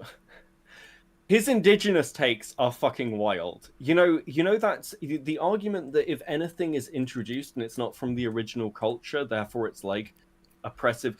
That's the equivalent of saying that all high heels, any woman who wears high heels is basically being oppressed by like the Hun nations because that's where they originally come from, horseback archers. I don't understand what the fuck he's talking about with this Christian thing. Well, yeah, because the argument of, well, Christianity is not an indigenous religion. Well, nothing's really indigenous. Most things have appeared over time, right? Like, like cultural crossover. Very few things do. In fact, all Christianity is like basically being thrust upon Europe by the Romans. Well, your audio is muffling a little bit there. You want me now? I can hear you now, yeah. Yeah. But everything's like Christianity was spread through the Roman Empire. God, you're still muffled. What's going on here? Can you it's not me. Oh, there you go. You're better now. Fuck! I swear you're fucking with me. I'm not. It sounded like you were in a toilet for a second. Okay, so this is. Oh God, was this really 4 hours long? Yeah. It's. Okay, we're not going to watch the whole thing. Are there? You don't need timestamps? to. I mean, increasingly it just becomes him saying patriarchy to me over and over again. Let me know if you can't hear this, and we'll go through a little bit of it. Okay. Okay. Okay. I actually have never watched a full actual jig debate. So this is an experience for me. I do, yes. I wait, do. what the fuck? Give me 1 second. There it Let me goes. give you Yeah, I have a the camera too. camera. Sure. My tech skills have not got any better, apparently. Hello. Thank you. Hello. Hello. How are you doing? Good. How are How's you? things? I'm good. I'm good. I've had a fun night. I've mostly been explaining to Katana Bros why they are wrong about medieval armor. That's been Katana? a big part of tonight. Like- Katana Bros. is that a group of folks? They were just like they were convinced. They were convinced that they were like, nah, medieval armor could, like, a knight could never take a samurai. They'd completely destroy them. It'd be so easy for them. And I was like, guys, what the fuck are you actually talking about? So Some that's knights had been. guns. I feel I came Well, I into mean, we're this with talking like about, really the good faith. Crusader period. Oh. Sorry, you saying again? I feel like I came into this Oh like dear God, really you're, like, good faith. blasting now. Why are you? Yeah, all of a sudden you're so loud. Okay, let me put you down to normal. All right. Do you want to do this in a channel? Can we do this in a channel? Because maybe it's the direct call. You think so? Why would that matter? I don't know. It's the Discord's same, weird like it's the that. same Sometimes. servers, isn't it? It seems fine for me. Hey, We can keep on here if it's alright. Okay. But yeah, I feel like I was really good faith coming into this. No, I think I had the volume way down earlier, so I was artificially boosting it in OBS because I'm dumb. But at the same time, I'm like, listen, plate mail armor versus a katana is not going to go well for the katana, and also samurai Yeah, armor. we're gonna jump ahead because I'm bored by this already. Yeah. Like we Yeah. derive as men a lot of Yeah, here value we go. based on. Here we go. I think the fundamental thing is when we're talking about male loneliness and how men deal with it, there is a wider problem there of basically men feeling like they have no purpose, no community, no space, which is why people like Andrew Tate are able to appeal to them. Yeah, but that's due to misogyny and toxic masculinity and the patriarchal structure intersecting with how men value themselves. Like we derive as men a lot of value based on our the ability to have women around, the ability to make money, stuff like that. Like it's patriarchy intersecting with capitalism usually, and that's non-gendered because like women face the same exact type of loneliness, but from their side of experience. That would be gendered, but it affects both genders. Would be the argument. It's a patriarchy. Does that make sense? Or it affects all genders. Or It makes sense. I disagree with you on a couple of things. So I talk quite a lot about. I probably have a bit more of a nuanced view on things like patriarchy. I tend to go down to class and kind of like the differences there because I'm quite. Well, those I am intersect. quite big on history. Yeah. Sure, but They don't- I'm they're also not the quite same. big on things like history and like particularly pre-1800s, for example. Most people don't know that in Britain pre-1800s women could vote. Mhm.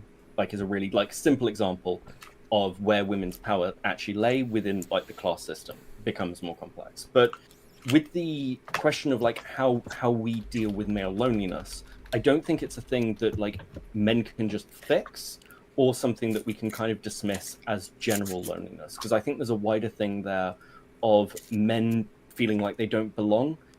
I don't think relationships fix those problems. I think that's a red herring, and that's where could women vote prior to 1800? UK. Voting was based on land membership, so about 2% of the voting population were women. They were just matriarchal households I see. in the aristocracy. I'm just on what I got fact-checked on this, by the way, by Fairy Queen on a WIC panel. Really? But yeah, it's records, Did she dispute her? Okay, so let's see. So we have No, she literally went and fact-checked it and was like, oh shit, you're right. Yeah, and most people don't know this shit. This is why I get really fucking frustrated. But yeah, it's not a huge proportion, but it wasn't gendered, it was classed, because Britain is a well, I class-based mean, society. here would be my next question though, and I'm not up to speed on this. Did primogeniture apply in inheritance of land to women, or did sons have dibs?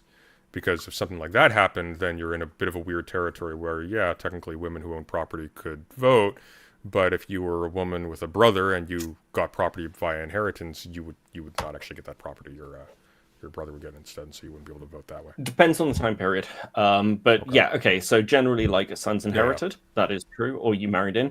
But so, for instance, if a woman was widowed, then her son doesn't automatically inherit things. So women who like held on to the matriarchal power before passing things Sure, sure. on. So you would And have because of, like, priority if you were the parent, but you wouldn't necessarily if you were the child. yeah. So again, ties into family structures, not disputing that, does tie into marriage structures, but at the same time, this is part of the reason why we ended up with like Queen Mary, Queen Elizabeth, because they were still able to inherit power rather than the like No, line splitting up in I'm both directions. picking up what you're putting down.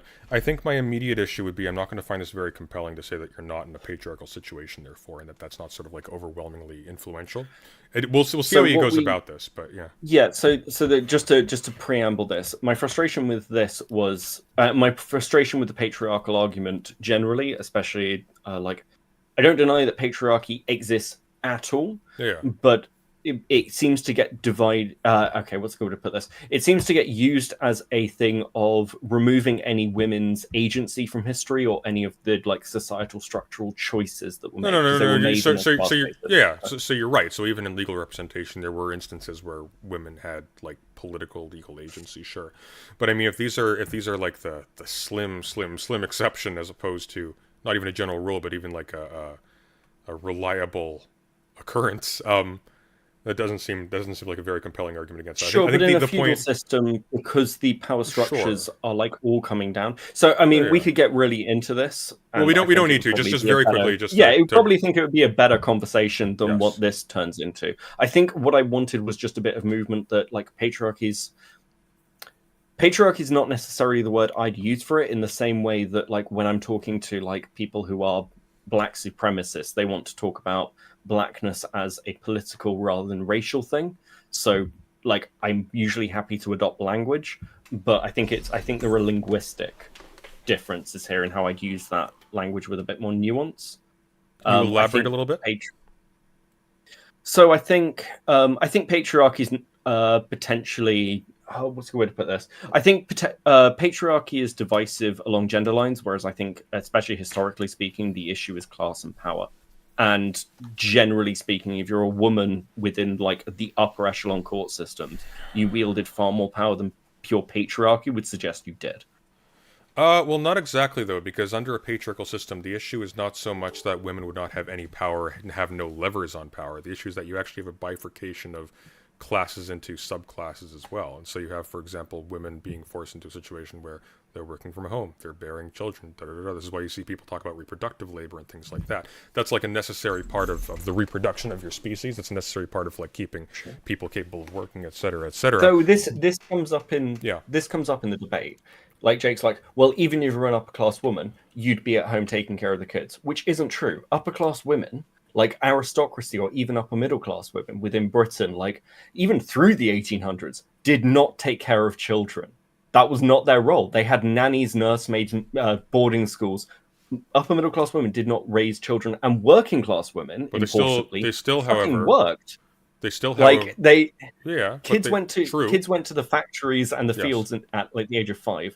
Women worked. The idea that working class women did not perform manual physical labor alongside men is a myth, and it's No, a they did. myth that They feeds did. into a Yeah. right wing. And it feeds into a right wing narrative that women have never done anything except exist in some weird 1950s delusion of what homemakers were like. It's like a very small period of history where women have been pure homemakers. Wealthy women would not have necessarily raised their children, but they would have been the ones who interfaced with the nannies, first of all, and then secondly, they would have been the ones who still had to bear the children. And the bearing the children part would not have been very strongly in the realm of optional, right? This would be a thing that was sort of True. expected of you. So True, and it had high death rates. Yeah, that is so- true. But, right. So but and this is yes, just very quickly, and then Go I'll let on. you respond.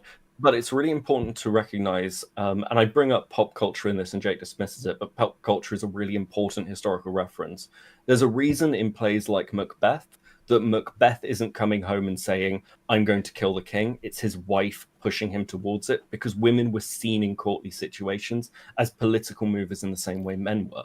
Like women, No, so look, because yes, and like in recent history, we had a lot of women moving into factory work, etc., because of the dearth of men due to war. But what I'm getting at here is that what you're talking about is not something else as an explanation besides patriarchy. What you're talking about is something else as an explanation that is inflected and motivated by patriarchy at some critical level. So I think that's principally where you're going to find a disagreement here. Because like you're right, like it's not simply the case that patriarchy is sort of this absolute ideal obtained in all instances. That's one of the reasons why it's sort of an absurd thing to obtain on intellectual grounds. But it is. I think the problem is like you yeah. will have we Yes, may go on. disagree on some nuances here, but we could have a conversation about Sure. this. This is just Jake saying buzzwords at me for 4 hours. Okay, well let's give him 15 minutes. Okay, That's- and let's see. okay. 15 minutes. I think it's a fair. Sure. Okay. Yeah. If he says nothing in 15 minutes and it was a dud. It was a dud. It's the red herring that's sold by the red pill. But fundamentally, what these people need is an environment where they can feel validated. And those previous validations Yeah, I that you agree. pointed out, like money, status, and everything else, Yeah. are basically the things of respect that men sort of crave in a different way to kind of the needs women seem to crave emotionally. Men Well, seem to be much more content. Do you think when that they those are get valid respect. social cravings? What, for things like respect or No. for Like, you like respect in general is normal, but like you're talking about the type of respect that a man specifically is trying to seek in like how he does under capitalism and how he does in relationships and how he's perceived in under masculinity by his peers, stuff like that. Like, do you I think don't those think are this is just valid? true under capitalism. I think this is. Well, I is agree. true I'm under men. Not saying- constructivist. So I think this was true under feudalism. I think it's true under communism.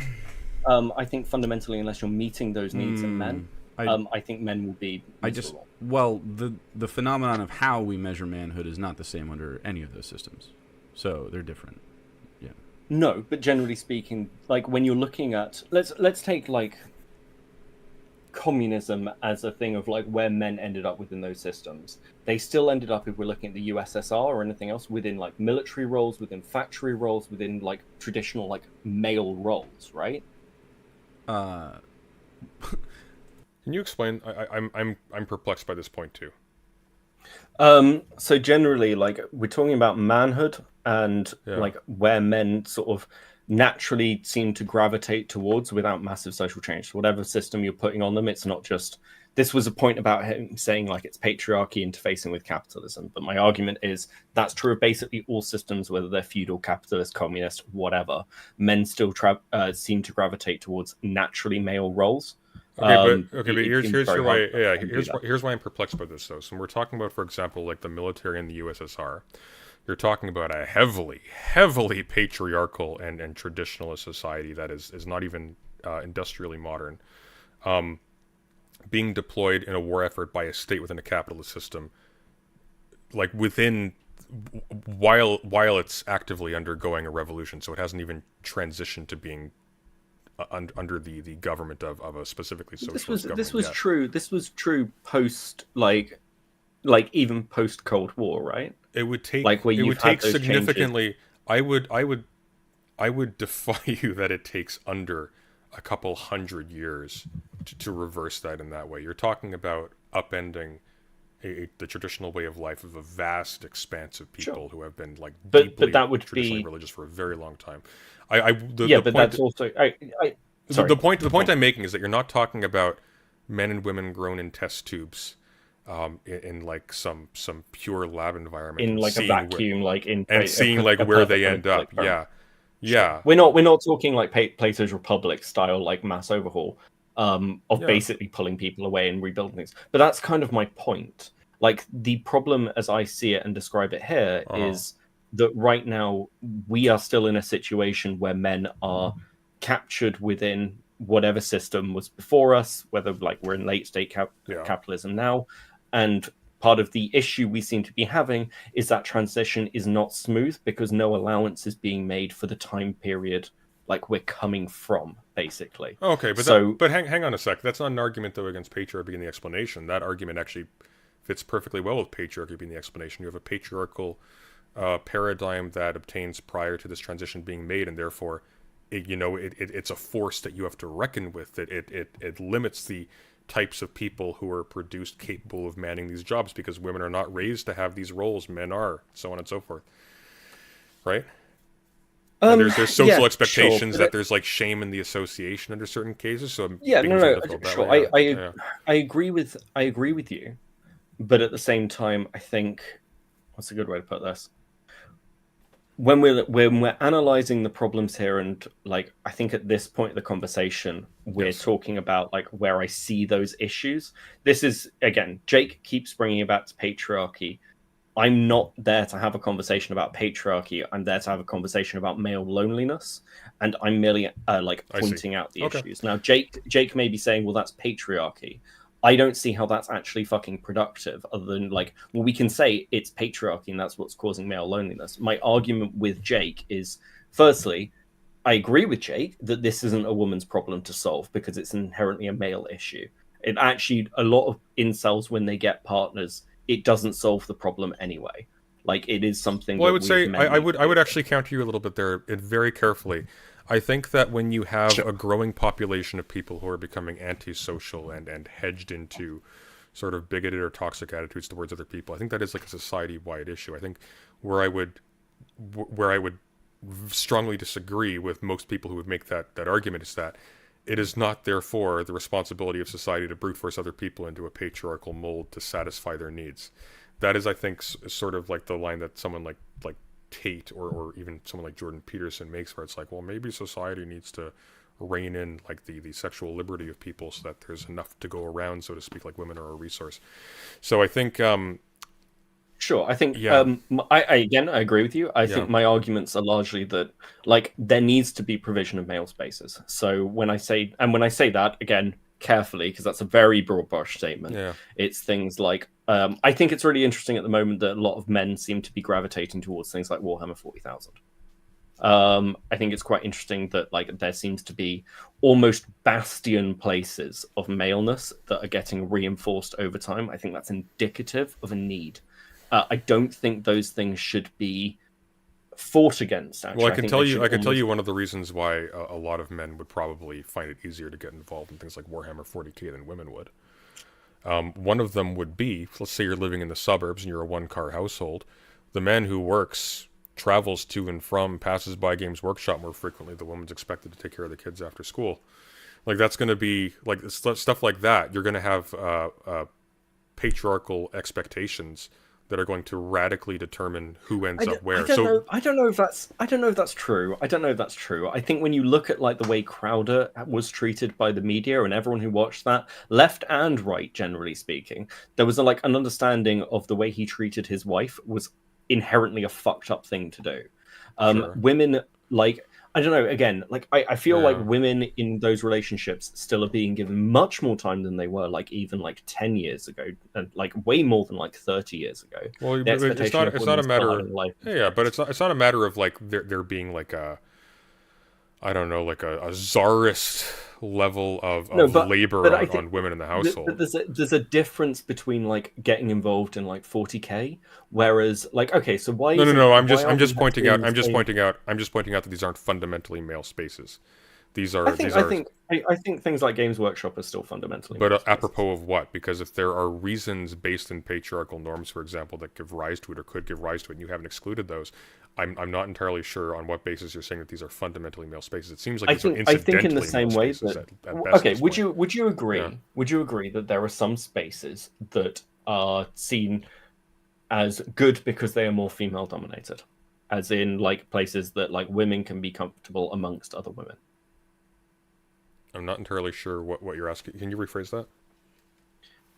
I think there is a need for people to have, for some people, not all people, to have a space where they feel comfortable around their own gender. No, but when or we're their talking own, about when we're like, talking about culture and when we're things. talking about the influence of patriarchy, what we're specifically talking about is what produces people's comfort levels around certain kinds of things, right? That's what's at stake. Like, incidentally, I agree. Yeah, there are a lot of women who prefer the idea of pink rooms somewhere where they have tea with other women and only other cis women, by the way. Same with bathrooms and so on and so forth. The question is, what gives rise to that need? And if you haven't accounted for the need may be incidental upon like certain cultural configurations or certain histories or whatever, in which case you need to find a way to remove that in order to make the claim that this is essentially a male or a female space. Simply pointing out the fact that like large numbers of demographics under specific conditions agree with this, and they're always under specific conditions. That's not like particularizing my counter in any way. Simply pointing out the existence of those preferences is not a roundabout way of saying that those preferences are simply a given.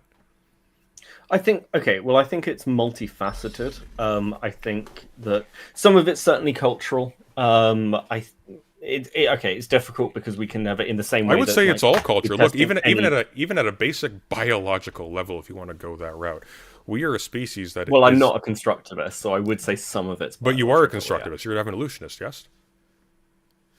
Well, I'm. Would you? Well, I mean, do you not agree that the human form, in all of its variety and particularity, is emergent as a consequence of its interaction with its environmental factors? We are entirely constructed down to the molecule. Okay, when I say I'm not constructivist, I think that's a little picky. I mean you're a dualist. You mean you're a dualist. You mean that bodies and physical objects, they aren't fixed. They are conditioned by nature. They are dependent upon particular circumstances to assume the form that they do. Sure, like but the social interactions between those things are like Platonic forms. I think that some things are going to be based on our biology in the same way that they are for any animal.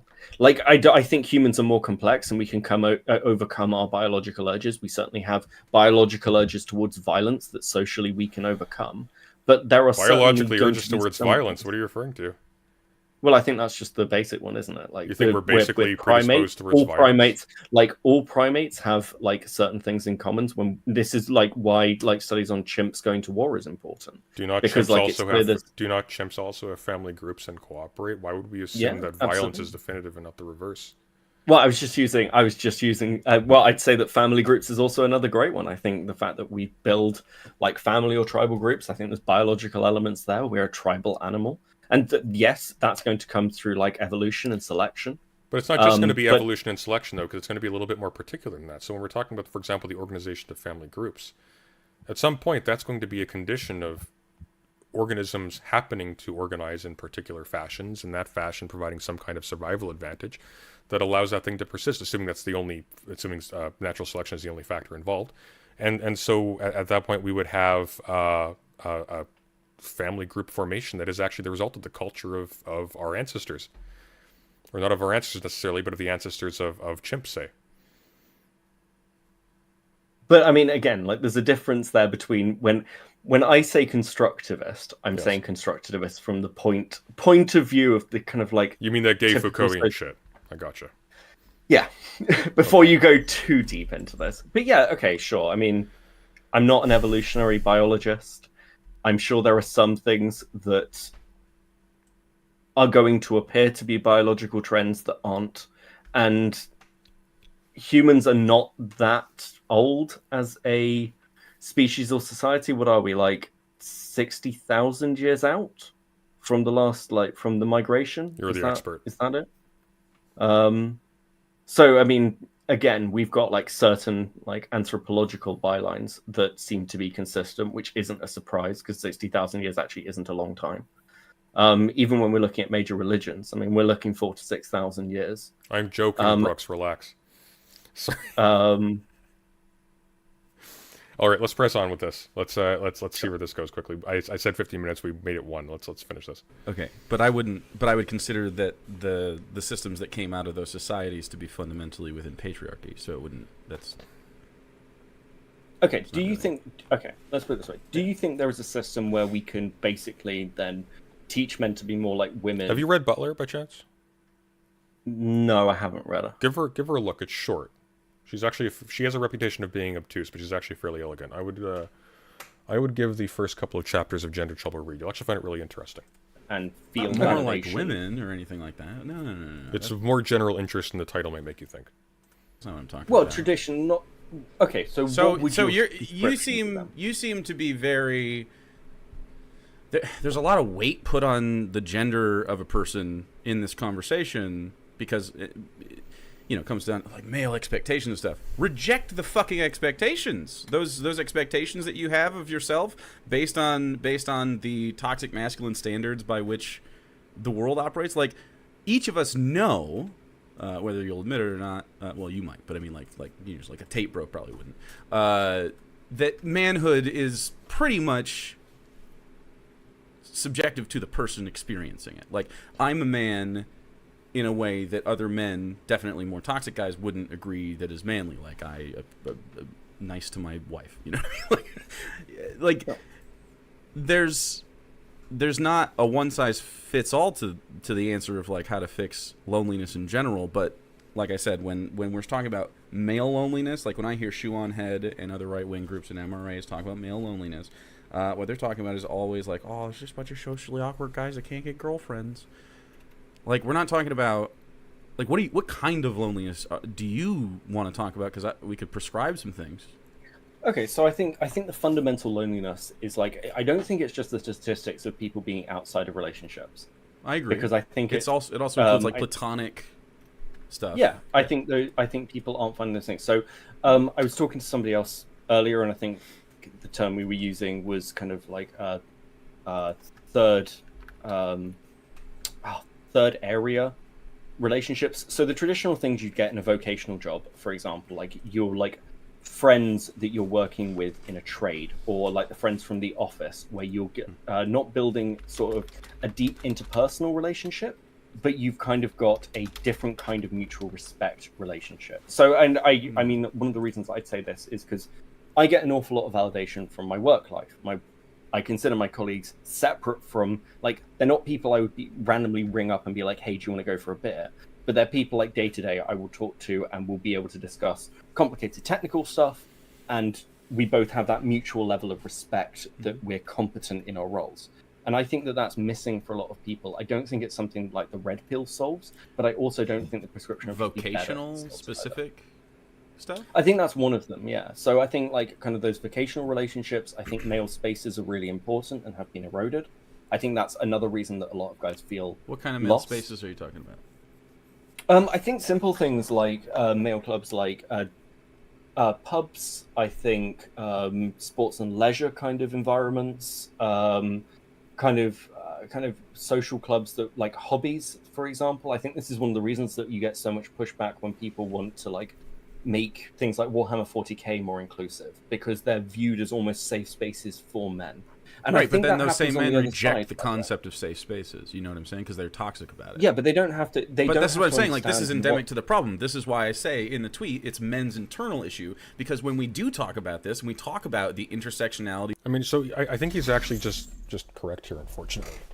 Beckett, I'm going to be honest with you, because like the issue here is the need for a men's only space in the first place. Like the fact that the erosion of that, so to speak, that constitutes like a psychological trauma. Or like the diminution of their feeling of being belonging in society is precisely downstream from the fact that their identity is of being the brute, agential, violent opposite of passive femininity. It's precisely that they take to be sort of encroaching on their space. And we're talking about like the making like things like Warhammer 40k more open to other groups or whatever, stuff like that.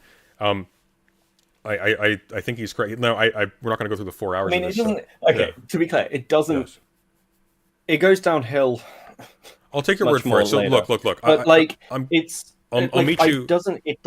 It doesn't surprise me that you agree with him, and that's fine. And shouldn't. But I think. Yeah. No, I mean, like, I'm going to throw you a bone though, just very quickly, because we came here to talk about the upcoming thing.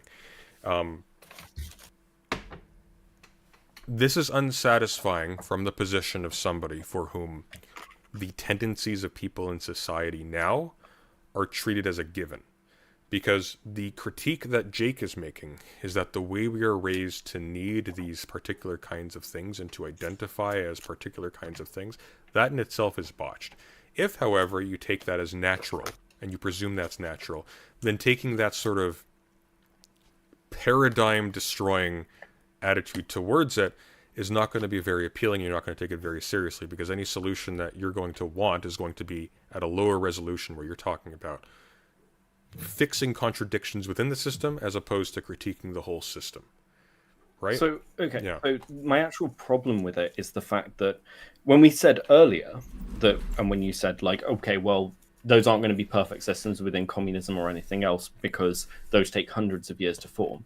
My critique is the fact that social formation hasn't occurred.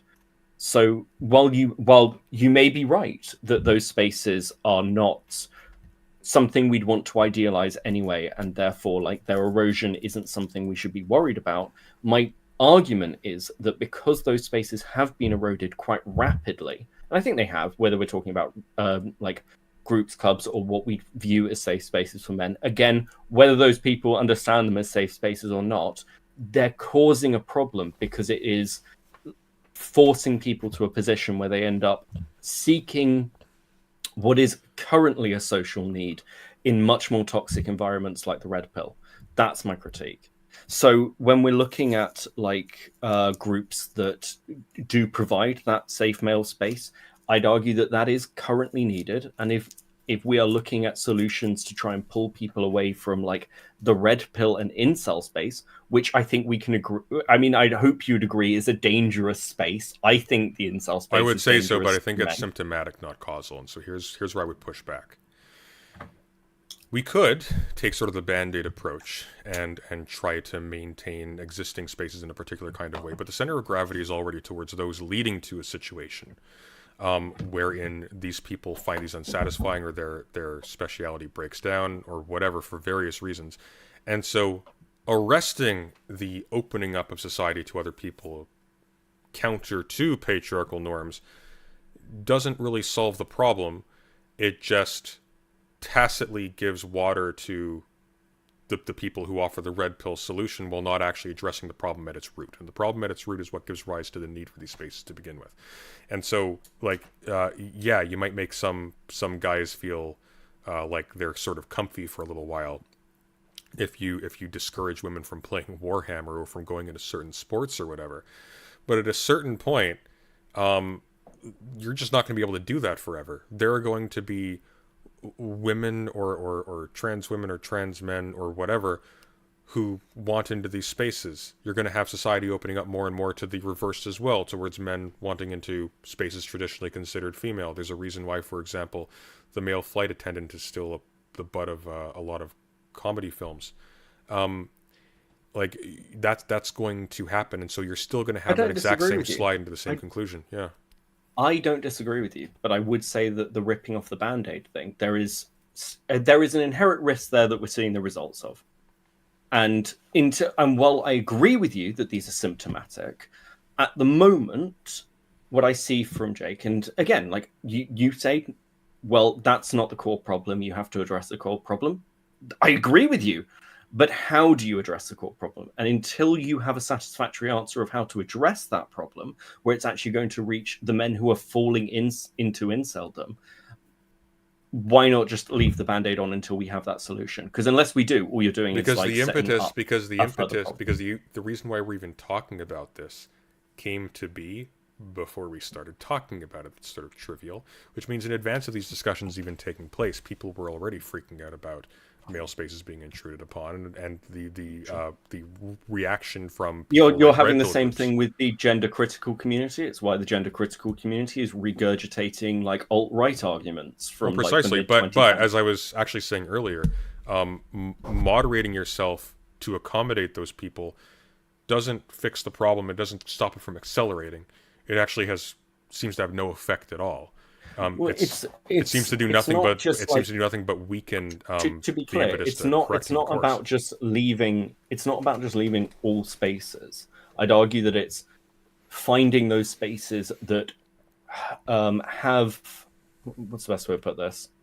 There is a difference between a vocational trade job that is male dominated and can be exclusionary to women as it currently stands, and the impacts it is going to have on the men within that, and potentially like their outcomes, to something like the red pill or like crypto communities, which are very male dominated and highly misogynistic and highly toxic in a way that's very outward looking in their opinions of women.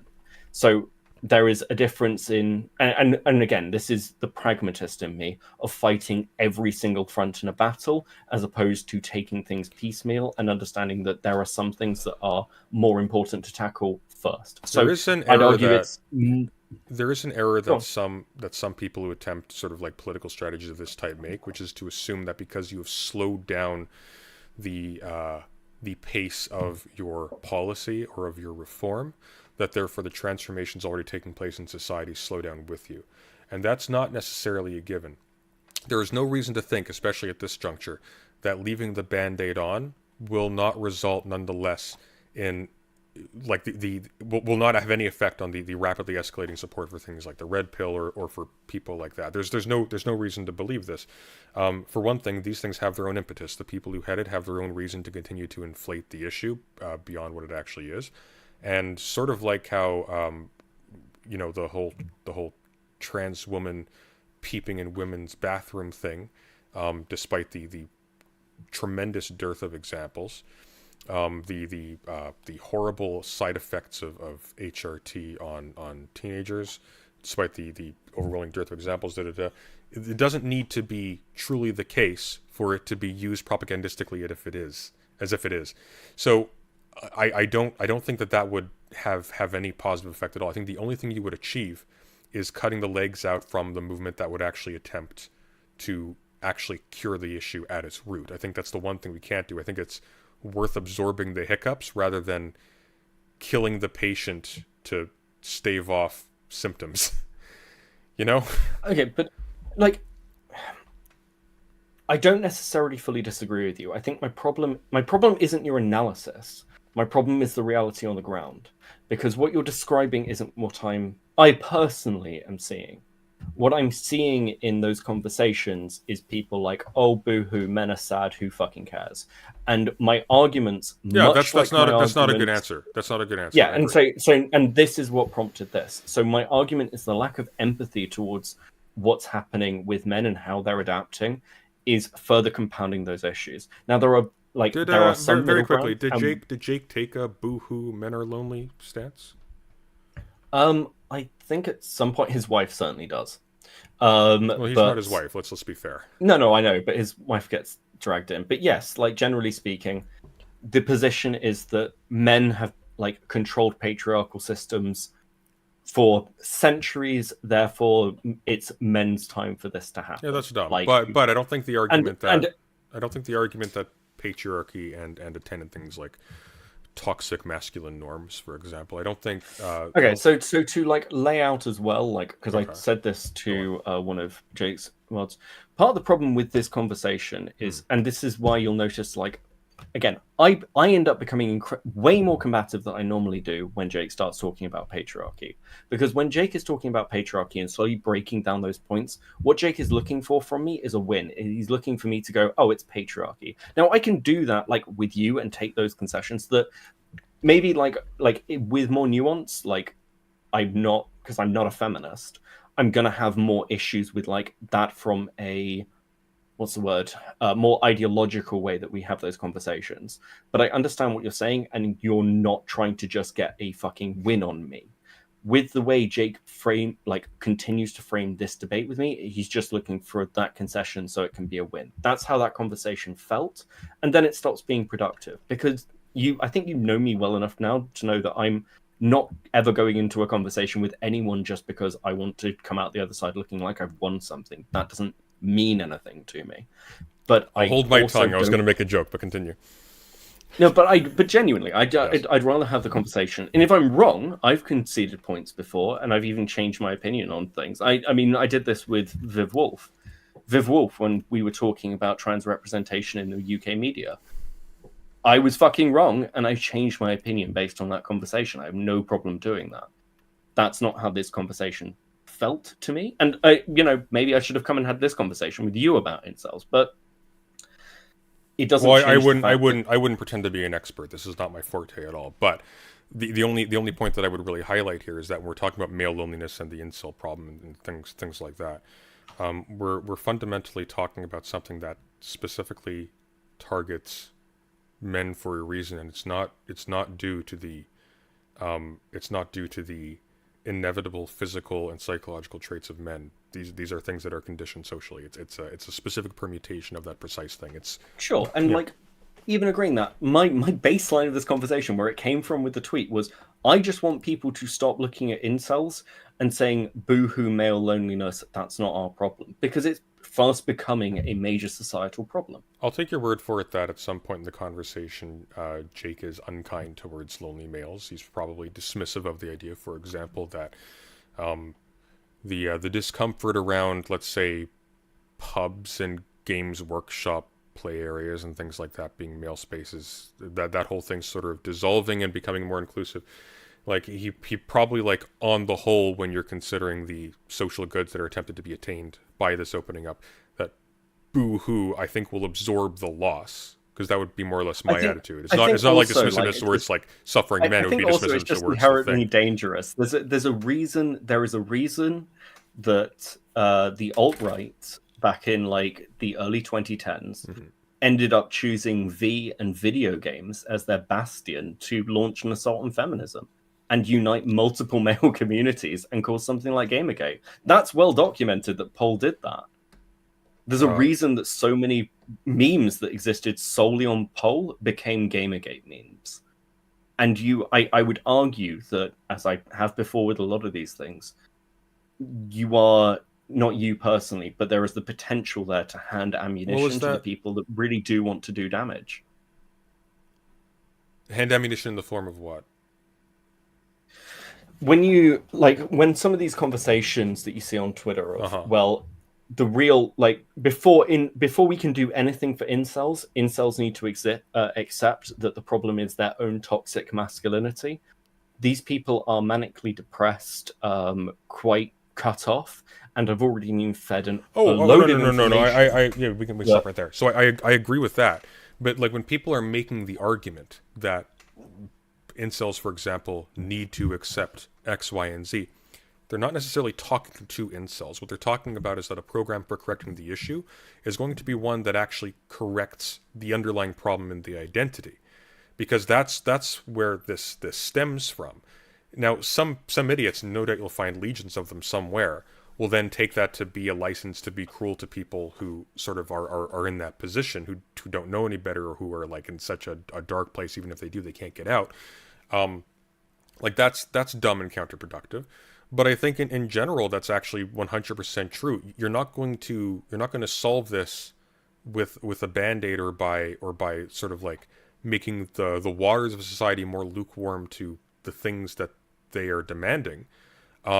You're just going to cut the impetus of the thing that's actually directed towards the correction of the underlying problem, because that's who you're telling to fuck off. You're not telling anybody else under those circumstances to like slow down and moderate your message than the only people who are actually trying to solve the problem. But everybody else is still fighting tooth and nail for the dominance of their stance. So all you've done in the end is you've advocated for the people who want this thing to actually be solved to close shop.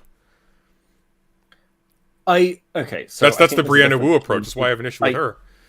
Well, I think there's a difference between people who want to close shop, and okay, I've seen your arguments with Brianna. Yes. And look, I'm not going to have good opinions on Brianna Wu on either.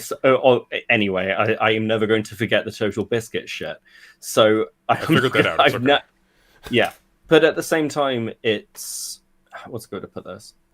There is a difference between a nuanced conversation and the people who are using this as a way to weaponize their own bigotry against people and their own prejudices so they can feel better. Look, and I think lefties can be assholes, okay? Cheers, yeah, and again, like my criticism is against that arseholism. And like while we can disagree on some of the methods and causes, and I'm sure like plenty of people are going to, because I'm not going to be as far over, I think that if there are spaces where men are congregating and just, I don't know, enjoying a hobby, injecting a political narrative into that hobby, which is, by the way, this happened with Battletech recently. Battletech went, they got rid of one of their like longest standing authors. There was a big infight in the community over it. And all that happens is you end up with a load of people who feel pushed out of the hobby that they belong to. And you have radicalized those people for the people who want to use them. Well, not necessarily, because if they were taking issue, for example, I don't know the details of this case, but if, for example, they were taking issue with somebody having extremely sexist attitudes, they weren't less radical. They were just radical and comfortable. You're talking about people who were taking they were taking issue with the fact that an author was pushed out because he was a Republican, and he was pushed out by some Was very it just new because community he was a Yes, Republican, it was or just what? because he was a Republican. Okay. That's why he was pushed out. What year was And this? then this was like this was about a year and a half ago, 2 years ago. This isn't that long ago. Oh, okay. So he was pushed out because he was a Republican when the Republicans are en masse targeting entire demographics of people in the United States. Sure.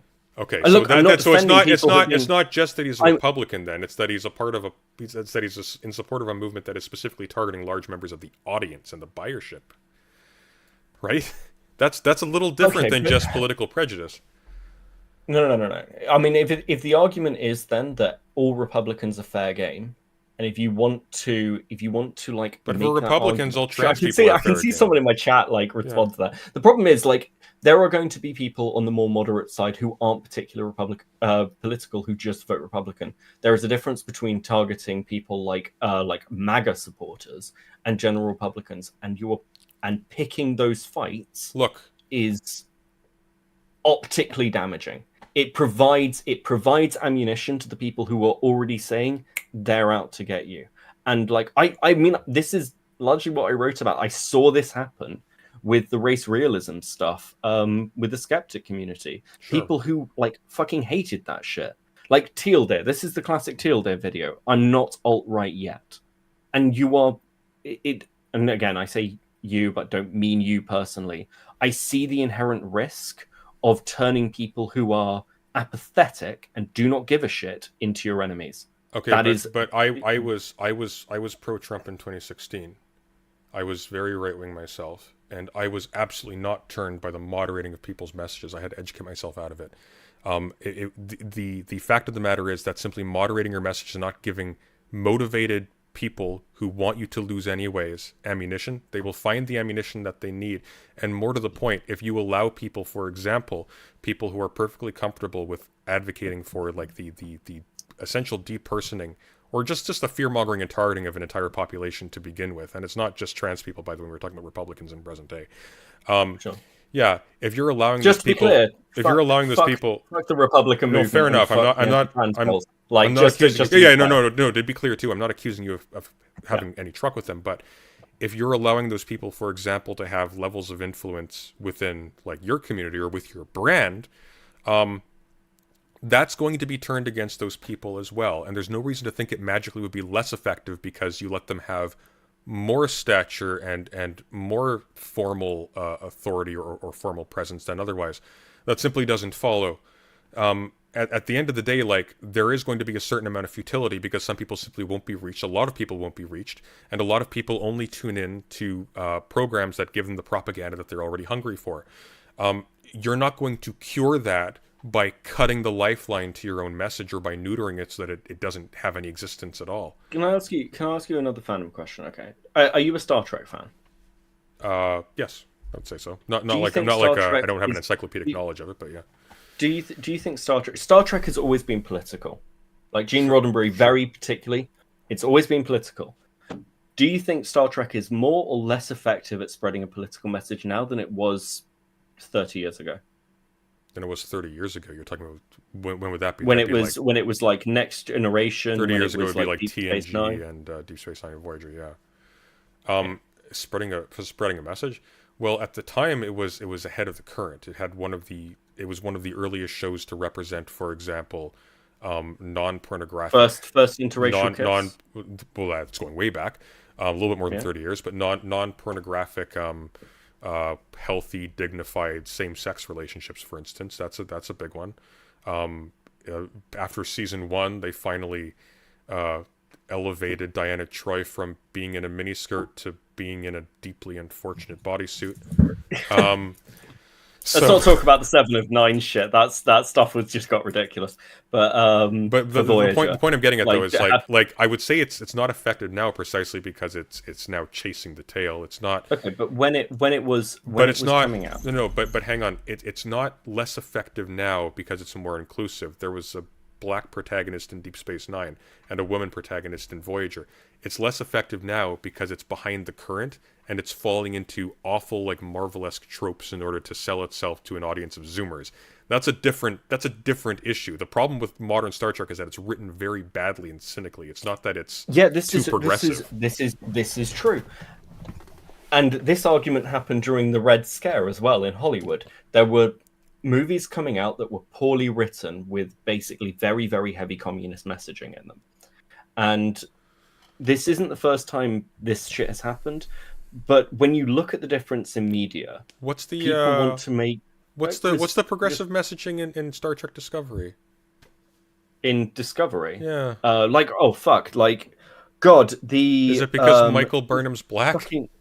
No, God, no. It's it? the messaging of so. Just a couple of examples. Sure. Essentially, men, some of the male characters, again very poorly written, will question the female characters. They won't listen to their authority, and then they'll get fucking killed. There's an episode where, like one of the shorter episodes, where one of the crew members refuses to listen to his captain. He gets labeled a misogynist, and the captain. Yeah. You're talking about the Tribbles one. There are. So literally every character. So literally every single funny side character that Tony Stark engages with. This is common with lead characters that attempt to be shown this way.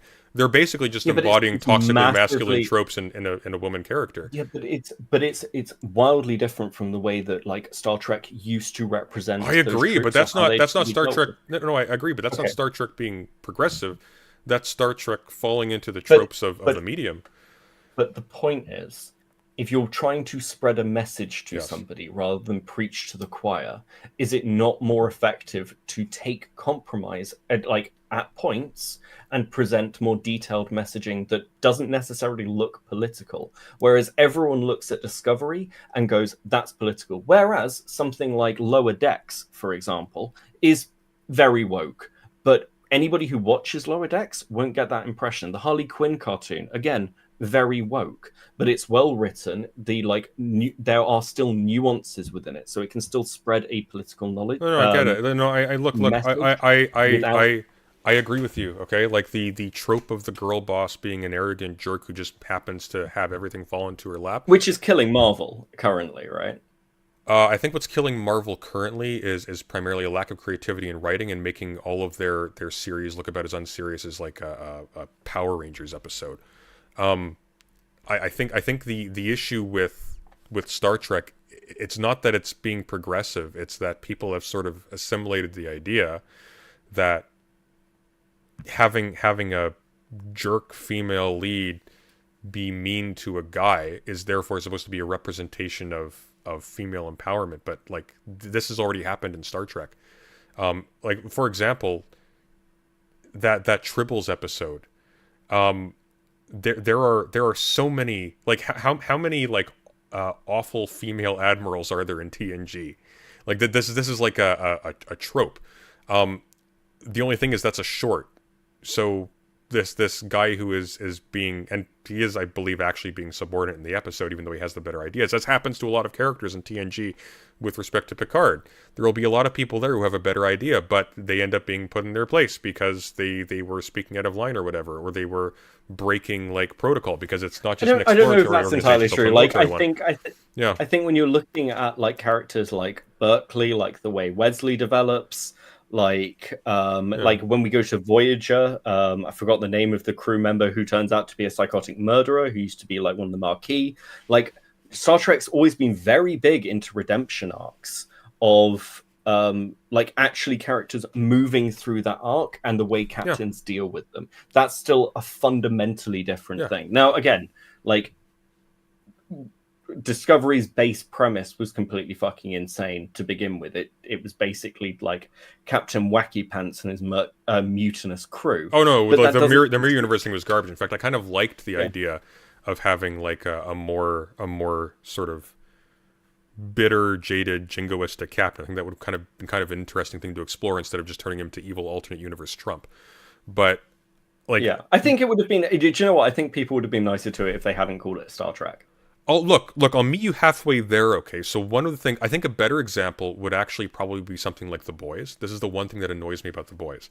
So I like The Boys generally, but it'll try to insert itself into contemporary politics in a very cynical and disingenuous way. So, for example, all of a sudden in season 3, Homelander's ranting about being canceled. There's never been any of that language at all up until that point. Like that's obnoxious because that is disingenuous. That's just making a fictional story and saying, "Aha, see, the bad guys talk like you." That's obnoxious. I don't really see that happening with Star Trek except for the Mirror Universe episode, and fair enough on that point. I think like the issue with modern Star Trek is not that it's more progressive than earlier Star Trek or too progressive for a modern audience. The issue with modern Star Trek is that it's being written by idiots. I think it's a lot more preachy. I don't think it's preachy at all. I think it's just stupid. Okay, I mean, look, I'm not disagreeing with you that it's stupid. I do think it's more preachy. Okay, like we've gone down a rabbit hole, but yeah, like sure. What's a good way to put this? I think we're spoiled by things like DS9, because DS9 was very well written with quite strong characters that had strong identities. Whereas you look at something like Picard, and Picard doesn't feel or act the same way as he did in TNG. Yeah. He's miles away. But also, like, yes, there is much more heavy-handed messaging within Picard. Right, I totally forgot about Picard. I was only thinking of Discovery. Yeah, there's right at the beginning of the first. I think it's like the first. But I mean, episode, hang on, slow down. Somebody talks to him about a sci-fi book. But let me stop you right there. He's like, I guess I don't. Hold on, just let me finish this. Okay. It's like, I guess I just never really understood sci-fi, which is a reference to a Twitter argument like fucking Patrick Stewart had. Like shit like that is much more fucking heavy-handed, right? No, Brooks. It's the language of cancellation that's new to season 3. Jesus Christ. But what I was going to say, hang on very quickly. What I was going to say is that actually Star Trek Picard went significantly less progressive, anti-progressive in fact, compared to TNG. And I'll tell you why.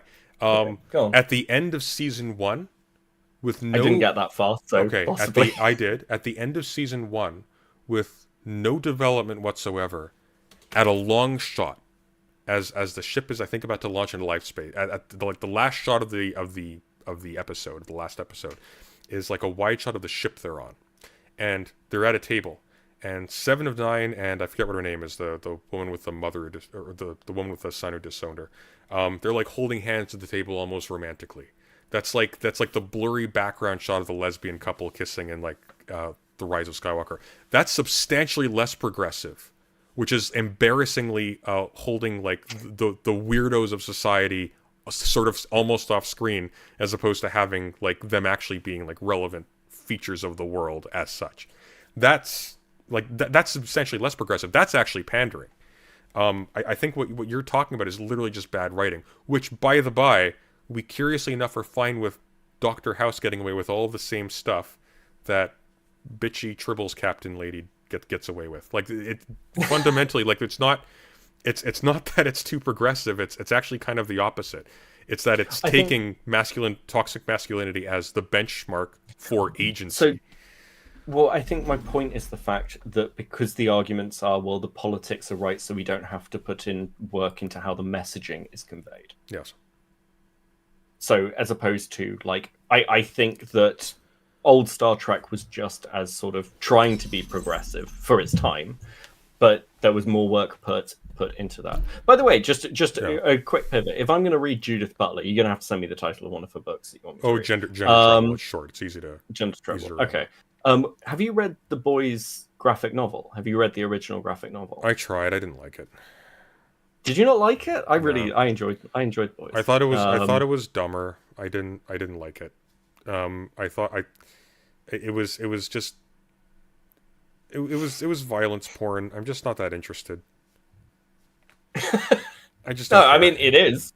It is. I read it and I was just like, the show is as well. Come on. It's got elements of that, but it has more charm and wit than the comic does, from what I've seen.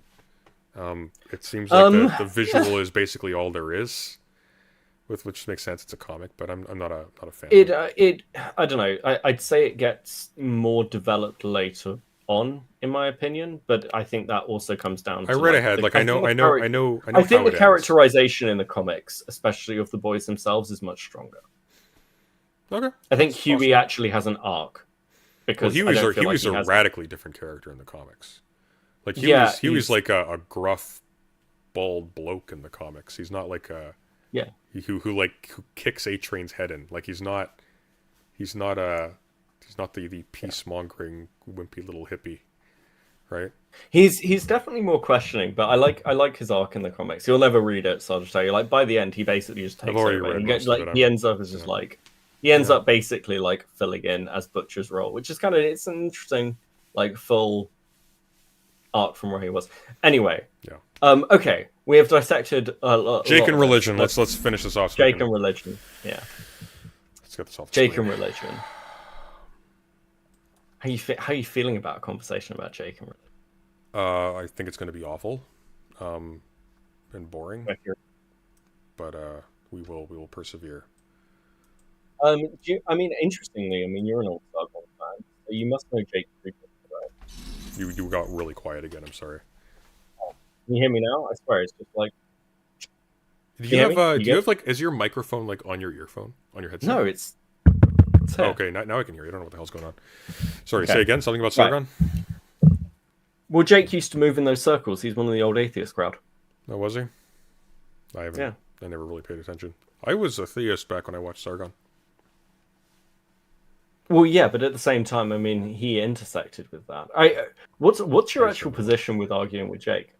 With Jake, his position seems to be that if you are black or indigenous and you are Christian in contemporary society, that is solely due to the influence of colonialism, and you have no agency or capacity to think for yourself and arrive at the conclusion. Whether or not I have respect for the conclusion, it fundamentally treats these people as part of a blob that has an essential nature different from everybody else, and like their beliefs and so on and so forth don't count because he knows better than them.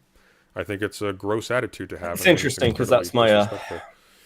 So I'm probably a bit more unfair to Jake than I would say. Actually, probably after my conversation with Jake, he's of all the people I've had conversation with, he's the one who rubbed off on me the worst. He seems to treat minority groups as monoliths, in my opinion. And anyone who's outside that monolith is essentially just like a traitor or to be dismissed or lying in some way. That's my impression of him. It seems to be just like he's the arbiter. He knows what the truth is. Everyone else is just lying or coping. It's very frustrating. I don't have any retort. That seems to be what I've seen. I will say that it is sometimes like fine to dismiss people on the grounds of taking positions that you think are philosophically untenable if someone's being serious. Like for example, I think the idea that Counterpoint's made that you should take somebody being black as a red flag when, for example, deciding to ask somebody out on a date because they might have negative interactions with their family or something like that. I think that doesn't bear Wait, any- when did Connor say that? That's insane. That was to me, actually. I asked him directly. Oh yeah. What? Fucking what? Okay. So, for example, I'm not going to be like, well, that's just your opinion, and I disagree with it, but I respect that you took some time and effort to get there. It's like, no, you're first of all, you did not do any work to arrive at that position. If you say you are, I think you're lying, because no way in hell. I think you have that position because it's cozy for you, and I'm going to run with that. However, when we're talking about something a little bit more generalized, we're talking about somebody like talking about something where it's like there's a large degree of ambiguity there, because the fact of the matter is, my proclivity to being heavily critical of Christianity or religious beliefs generally, or a lot of metaphysical beliefs that have that sniff of it, notwithstanding, like I don't have any definite means to say like, no, God definitely doesn't exist.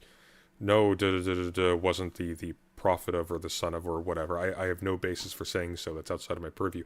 I do have reasons to think like, hey, look, actually, when you see how this stuff came about, there are some reasons to expect that somebody would take this stance, or there are reasons to not trust this, or there are reasons to hold this narrative in suspension. Like, for example, do you know who translated this text that you're relying upon for this claim? Do you know what source they were using? Do you know what they translated? Do you have like a strong like historical connection between the text that you're receiving now and the original people who wrote it and when, and do you have any way to verify the events that they claim took place, things like that. Like, and all of these like different like points that you could fixate on, these will create issues where if you're going to speak confidently about these things, I'm going to take a lot of serious issue with that. But are they untrue? Ultimately, who knows? Like, you can suspend that. You wouldn't suspend it very seriously. You probably act like these things are untrue or just irrelevant because unverifiable, sort of out of hand. But you wouldn't like positively say that somebody must be deranged to conjecture the possibility, or that people are necessarily lying when they consider it. First of all, I come out of that space. I used to be theistic myself, so I understand that people, even if they don't recognize that they have strong emotional reasons for holding something, they can still nonetheless work very, very hard to try and confirm it, and their judgment can still be corrupted by that emotional need. But they're not for that reason not trying either. They're not clear on what they're actually trying. Maybe they're trying to actually settle their beliefs by getting rid of sources of anxiety and disproving like atheist critiques of religion or things of that sort. But they're still trying, and they're still honestly getting there, at least as far as they are concerned. So I would never say that no, you're not actually a Christian because you don't realize the colonial strings that are pulling on your brain. So really, you think you're free, but you're actually just like your slave ancestors 100 years. Like, no, I'm sorry. There's a line, and at a certain point, when you're completely overriding the dignity of the people you're talking to, that's where I draw it. That's my issue with Jake. If he wanted to make the very modest claim, the very reasonable claim that, hey, the reason why you have so much Christianity amongst the black community in the United States, an overwhelming number of which does hail a direct connection to slavery at some point. If you want to say that the proliferation of those churches is due to colonialism and due to religion being imposed on the cultures of people who were taken as slaves, sure, that's probably true. And that can also factor into the amount of people who end up being converted later on. But that doesn't mean that their identity or their beliefs are somehow invalid. They may have like gone by ways that you don't respect to get there, or they may have been conditioned by factors in their environment that you wish weren't around. But that doesn't take away the fact that no, there are indigenous Christians and there are black Christians, and they are actually Christians. Yeah, I think there's a couple of interesting things there, just historically speaking. Firstly, like when black people started wanting to convert, when slaves started wanting to convert, because Christianity was in Africa before colonialism. As was Islam. These religions have been around a significant period of time, and largely because of the Roman Empire. Quite frankly, they've spread very far. But anyway, well, in the case of Christianity, not without colonialism, to be fair, and Islam did spread imperialistically. Yeah, but like, yeah, I know, I take your point. Like this stuff did spread long in advance, for example, of the transatlantic slave trade. But let's assume. And Christianity was uncomfortable for slave owners, to be clear, because theistically speaking, you can't own Christians as slaves if you are a Christian. And that was a major concern. There are like records of debates on this. It took a long time. It actually took a decent amount of time to rectify within the system. You're also supposed to love your enemies and even your neighbors as yourself. So I mean, under those conditions, like having slaves is a very difficult sell if you're taking the Bible or the New Testament at least very seriously. So this is just very quickly. So this is one of those things where, like, for instance, things get eroded over time. Like, yes, early Christians would have taken that approach, and that's why Christians had the approach they did to the military. But then we had just war theory, and things changed. Christians. That goes way before then. Like even Augustine, like they're first of all Roman soldiers who were converted in the Bible, and secondly, Augustine even argued that if you act as like the agent of somebody else, like in the case of a state, that's not just. But Augustine is. Well, Justin's still considered the origin, even if Aquinas is considered the refiner. Like, no, they're radically different. No, because just war is one that actually assigns justice to the activities of the state. What Augustine is arguing is that a Roman soldier, for example, even if he's a Christian, is not guilty of murder if he kills on behalf of the state as a result of his orders. That's Augustine's argument. What I was going to say, though, is like in addition to all of this, even the non-theistic liberals who were also against slavery and also later on against things like passports and border restrictions for ethnic minorities within the British Empire, things like that. The liberal stance itself is also conditioned religiously too. You don't have, for example, the insistence upon sincerity of belief that makes it so that the magistrate is is acting inappropriately if it tries to enforce religion on the citizenry, for example. That's the whole basis of John Locke's letter concerning toleration. But let's pretend, for argument's sake, that Christianity had no capacity to spread outside of colonialism, because my argument doesn't require that. The reason why we would even talk about that at all is because the fact that people could become Christians outside of colonialism sort of illustrates in a neat way that actually, you know what? There are other means besides slavers imposing religion on you for you to adopt a religious stance. And those didn't disappear just because slavery came into being. That would be the purpose of that. But even if that wasn't the case, it is still nonetheless the case now that there are, for example, black people who have become atheists, who have had children, who then converted. There are indigenous people who have been non-religious, who have had like traditional religion, or whatever, who have converted in the same way. Same for black people as well. Same for literally everybody. And so to blanketly say that an indigenous Christian or an indigenous Muslim or whatever simply doesn't count as such is absurd. Yeah, I mean, I agree with you. And again, everything is cultural osmosis. I mean, this is true of Buddhism. Buddhism is a religion that spread far and wide. What about male spaces? Let me think about that for a second. Yeah, do you know what? that's what I thought. I wonder if I wonder if I'd defend that. In their formation, potentially. I mean, maybe there were tribes that died out in the last ice age where, like, our ancestors migrated and theirs didn't, that had wildly different views of how gendered spaces worked. I don't know. The male pub tribes just had bitter cold resistance.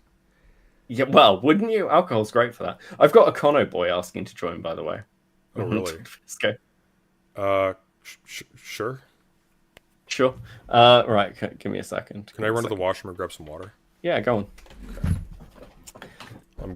I'll meet you on my end so you can talk to your chat.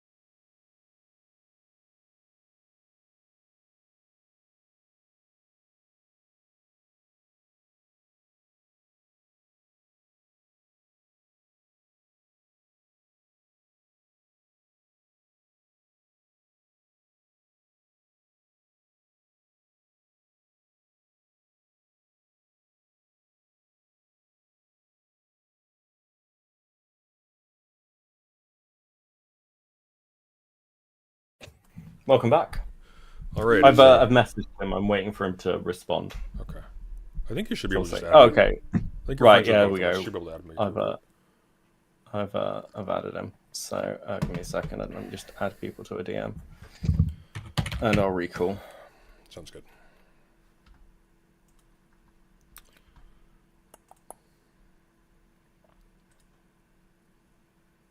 Welcome back. Howdy ho. Come on. Open up. There we go. All right. Boom.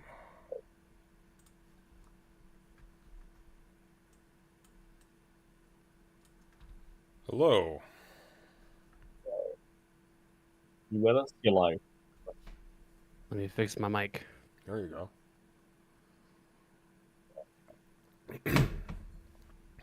Oh.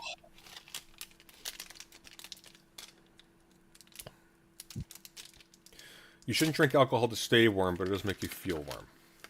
Fuck! My chat's saying the same shit. This is a skill issue. Listen.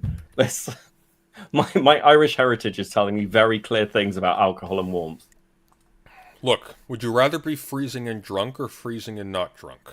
Seems like a pretty easy decision Yes. for me. It's not even hard. This isn't even hard. It's not even hard. It's super easy.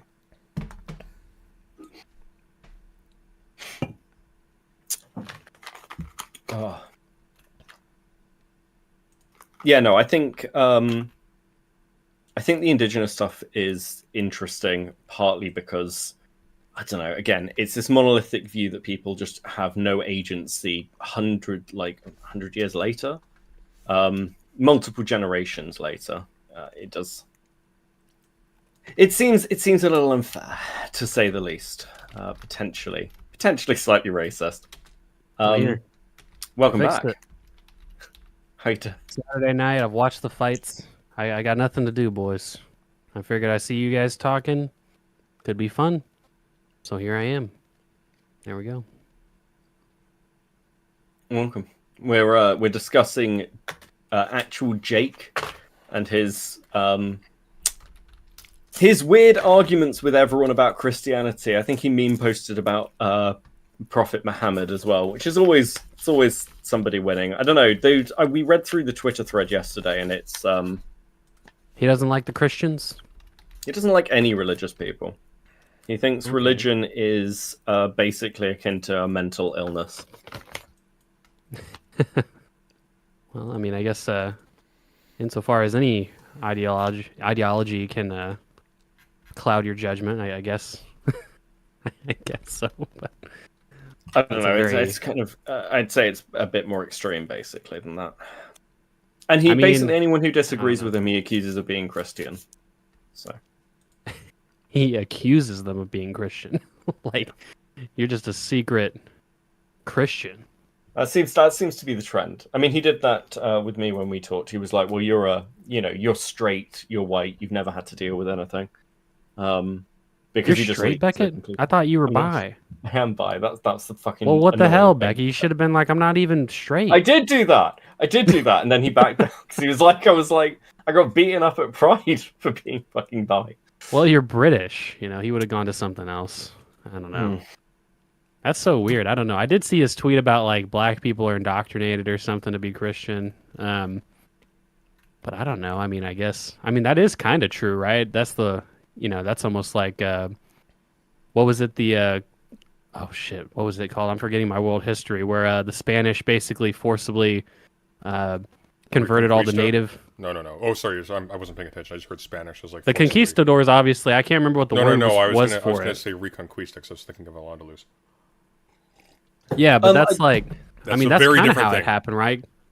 Yeah, because black people obviously were all kidnapped, and then, they went to Start from the they had to beginning. go I to was Sunday distracted. school and shit. Where are you going with this again? I'm sorry. I was reading a thing. No, because I was saying I did see the original tweet where Jake was saying that black people were like indoctrinated all to be Christian, Which but I mean, which they were. I guess that's mean, kind of like, true. Yeah. That is true. So, like, slaves absolutely did have Christian religion imposed on them.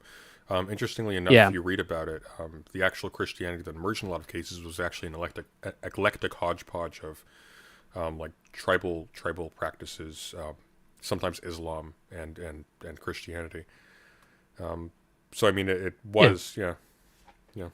I mean, that makes sense. Like, obviously, we all, sort of environmentally, even if you, because Christianity is practiced differently across the world. Like, Middle Eastern Christianity is a fair bit different from, like, let's say, North American Christianity versus, like, Northern European or Asian Christianity. It's all a little bit different. Sometimes even the books are different. So, obviously the sort of, enslaved person Christianity is going to be develop a bit differently. But I don't know. That's just kind of it's kind of like when I've gotten in arguments with people on Twitter where, they'll say, oh, whenever you see a whenever you see a woman who wears the hijab, that's just somebody who has been indoctrinated into a cult of sexism and this. And it's like, I mean, I guess I kind of get what you're saying in the sense that, their environment led them to probably dress a certain way. But I don't know, at the point of being like a full-fledged adult, I don't really know. Well, I if mean, that, like you can hold these things both at the same time. So you can say somebody was, let's say, misled into taking beliefs seriously. They ended up subjugating them in some way. But they also did so sincerely, and they actually hold those beliefs. Like, these aren't contradictory. The bare fact that you can point out that there's something dishonorable about the nature of the beliefs themselves or how they acquired them doesn't counteract the identity. Like, somebody who's been misled about the age of the earth and becomes a Christian on that basis is not less of a Christian because their geology is wrong. Yeah, that makes sense. I guess people have a hard time kind of reconciling the two because for me, it's just obvious, like, because basically when somebody says, "Oh, you're indoctrinated to dress a certain way," it's like, well, yeah, but we're all the way that we all dress is just a result of our environment. Obviously, we would dress a lot different if we were born in a different circumstance, but it's like it's not really saying anything. It's kind of hard to really glean anything from that because you could just as easily say, I mean, I've heard Muslims say, women in the Western world are indoctrinated in a male-dominated, world that teaches them to dress scantily clad and show their skin and stuff. And it's like, well, that's just as vacuous as the other statement as well. So I don't know. That's all cringe. I don't know. The actual Jet guy just seems like he's being cringe. I have a suspicion that right now he's doubling down because I think his pride's been in it. I think he would probably, I would hope that in conversation he would wind that back a little bit, but we'll see. That hasn't been my experience so far. I've just realized I need to run soon. I realize the time. I'm a little bit curious since this is our first time talking and you're moderating the debate on the 29th, I believe. What's your opinion on that? On the debate topic, honestly, I don't have an incredibly strong opinion. I mean, it seems like, from my understanding of Marx, he was pretty heavily influenced by Hegel. But that's really all that I can really say. What's the debate? Essentially, President Sunday and Phenomics got in a Twitter argument about whether or not, essentially, the Marxian analysis is significantly based on Hegelianism or Hegel's yes, thoughts. Yes, it is. And why would anyone debate that? Of course that it's not based on Hegel's thought. I mean, it's no. like the initial claim was that. Here, let me see if I can't find the actual tweet, which I think I actually saved. Yeah, we scheduled this a little bit far out, so it's hard to remember exactly what it was. But Marx is well recognized as a Hegelian. Not exactly. He's actually a critic of Hegel in a very deep way, but he was. See, that's where President Sunday feels differently. So that's because I don't have a strong opinion. Yeah. On so it, so this was the actual thing. Here, let me pull it up here so I can. Well, but the methodology of the progress of production ownership as production increases is essentially Hegelian dialectics. It's a synthesis, a synthesis of thesis and antithesis. For the progress of history, it's still I'd still argue it's still within that format, which isn't a surprise. Everyone was Hegelian around the time. Just stop! You're wounding me. Okay, why is he not Feuerbachian, for example, or Kantian? What's the difference between the Hegelian dialectics and Kantian dialectics? Why would he be Kantian? It's an excellent question. Hegel was largely Kantian. He took the form of his critique from Kant, large measure with modifications. But when we talk about Hegel and his influence during the period, again, the argument of Hegel being pure, I'm very much of the camp that Hegel is not that complex and was not saying anything particularly groundbreaking. You're really mistaken there. Hegel is incredibly complex and is saying something that's highly particular. That's actually the basis of one of Marx's earliest books, which is the critique of Hegel's philosophy of right. He is one of Hegel's greatest critics. He also is one of his greatest beneficiaries theoretically. He had a great respect for Hegel on a philosophical ground, but he was even against the project of philosophy as Hegel understood it. He's a massive critic of Hegel. We'll get into it at the debate. I don't want to show what I can do before the. I guess arena, my answer to that, to your Yeah. question, I don't have my big thing is really just trying to understand the history of different economic sort of ideologies and stuff to the best that I can. I like the more applied debates, but at least like my most understanding of Marx is just going to be kind of roughly what Marx believed in, what he thought, and from there. But like his actual sort of intellectual foundation. I mean, I've always, it's like a cursory comment in most lectures you'll see on Marx. Oh yeah, Marx was heavily influenced by Hegel. Like it's not really a very deep thing. Well, that's a lot like of saying stuff that's like saying Hegel was heavily influenced by Aristotle. It's like, yeah, obviously. Right. It's all derivative to some degree, sure. Yeah. Well, moreover, like there are definitely modern philosophers that don't assimilate Hegelian approaches. There are definitely ones that don't assimilate Kantian ones. There are also critics Sure, of. but that's also because like philosophy has become, should we say, more diversified. I mean, again, like there's the impacts of things like meta-ethics changed huge amounts of the way that kind of modern philosophical thoughts happens in comparison to like previous iterations, and different philosophers who are sort of leading in their fields at the time where other new philosophers are coming up are going to be dismissed later down the line. Very few people are seriously talking about Descartes. Can I make a recommendation for you, Beckett? Sure. Go look up. It's in his. It's in the 1844 economic and philosophical manuscripts. You can get a cheap version from Dover, but I'm sure you can also find it online for free. There is a section called The Critique of the Hegelian Dialectic and Philosophy as a Whole. I recommend you give that a short look. That's probably going to give you a bit of a boost in this area. But like once again, like the bare fact that somebody benefits from, let's say, approaches to thinking concepts, or to judgments about the relationships between, say, politics and autonomy, or the identity of communities or the parts or whatever, things like that, from some other philosopher, that's not going to make that person a disciple or thrall of that philosopher. I don't think the argument is Marx's disciple or thrallship, though. I think that's a bit of a red herring. Okay. Well, so the let me ask reason, you this. hang on, very quickly. This is actually somewhat important. So the thing that I was going to bring up is that the initial basis of the conversation, the initial reason why we had a disagreement in the first place, let's get you back on the screen, was that Phenomics had said this. Marx says, liberalism has failed to deliver on its values. Radical liberals say, yeah, we know, it's because the wealthy slow down our mission. Will you join us? And then Marx cuts them off. So we need to invent a whole new ideology based on Hegel for some reason. Marx's approach is entirely contra Hegel.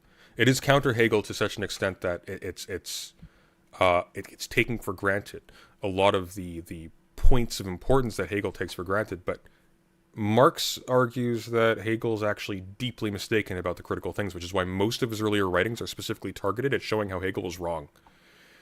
Like, for example, what's the difference in your opinion, Beckett, if any, or is the difference between Hegel and Marx's conception of the state in its most advanced form? Do you know anything about that? I'm not sure I remember what Hegel's conception was. Give me Hegel's. Okay, well, in very rough strokes, it's been a hot minute. Hegel's incredibly difficult to understand, but he is very particular, and this is actually one of the problems. Hegel's conception of the state is essentially a deep elaboration on the Rousseauian conception of the ideal state, which is a state comprised of subjects that understands themselves and their relation to the whole, that makes laws for itself, that is therefore free as an entity, and is self-aware as an entity. So you have both the autonomy of the body and its parts in harmony with each other. That's the resolution of Hegel's politics in a nutshell. And somebody who's read this more recently can probably tear me to shreds on this. But the crucial point is that Marx's critique of Hegel's conception of the ideal state is precisely that he lands at the Prussian form of the state as the ideal form, whereas Marx's entire line of argument is going to be that no, there is no ideal state in germ within humanity or within the world to which we reason ourselves to it as to like a perfect point of self-understanding and freedom. This is itself particularly contingent and presumes the fetishization and the perpetuation of institutions that are accidental and in fact maintain class conflict in the end. They maintain relationships of exploitation that don't admit of seeing each other as free and equal beings and having the level of freedom that and self-awareness that comes from that specific type of relationship. He has a radically different view of the notion that I'm not even going to attempt to explain like the critique of Hegel's idealism, but no, he's the ultimate anti-Hegelian. In fact, he's from a tradition of anti-Hegelians. Feuerbach's Essence of Christianity, I think, was formational in him as a criticism of Hegel as well. Okay, no, do you know what? Maybe you are actually winning me over to it. Yeah. By the way, sure. And again, Marx's criticism of Hegel is sometimes unfair. Sometimes he doesn't get Hegel as well either. No, that's kind of rich coming from me, since my grasp of Hegel is obviously sloppy, to be clear, I have a very clear. Do you know what? I think part of it, and might be why you're winning me over, is I do have a very strong anti-Hegel bias. It's the cardigan. No, it's definitely not the cardigan, but it's the way I view Hegel is. Kant is very difficult to read and quite complex, but it seems to be necessary when Kant is writing in his complexity.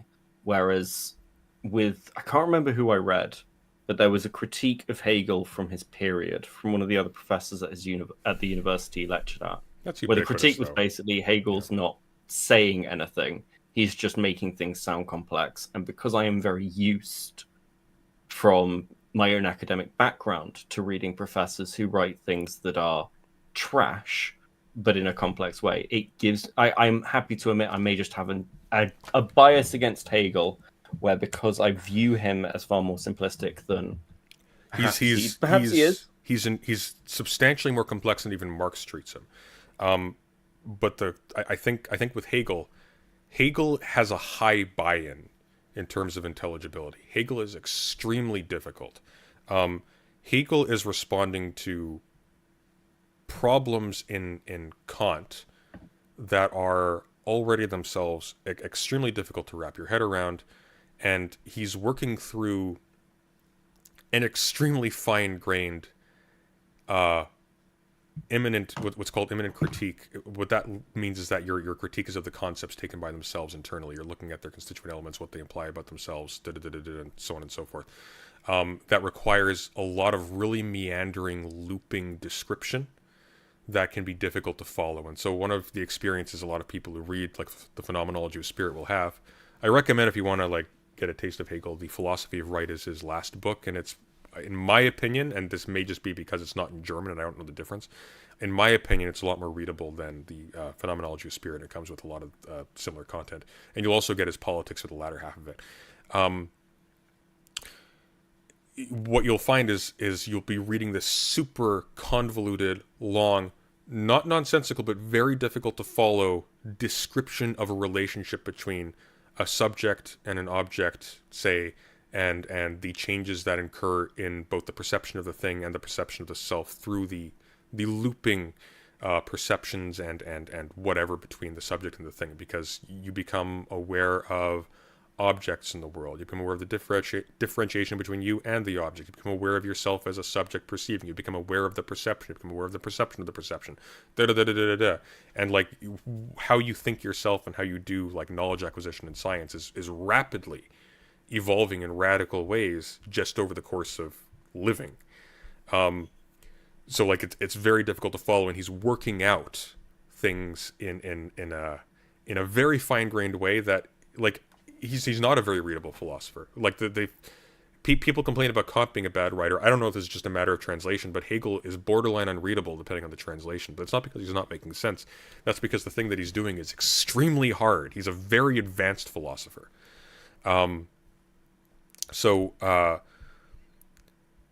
Like there are people in every era who will be responding to someone who had something really profound and serious to say that was difficult, and they'll mock them for it because it makes them feel good, and there's a large readership who really wants to feel that way. Like, for example, I think Hegel's not helped by the way he's presented by Hegelian fans. Again, like, I agree with you, but let me modify that a little bit. He's far away from the philosophers, because you got to remember, I like reading Hobbes, and you'll learn to hate Hobbes eventually if you get to my level.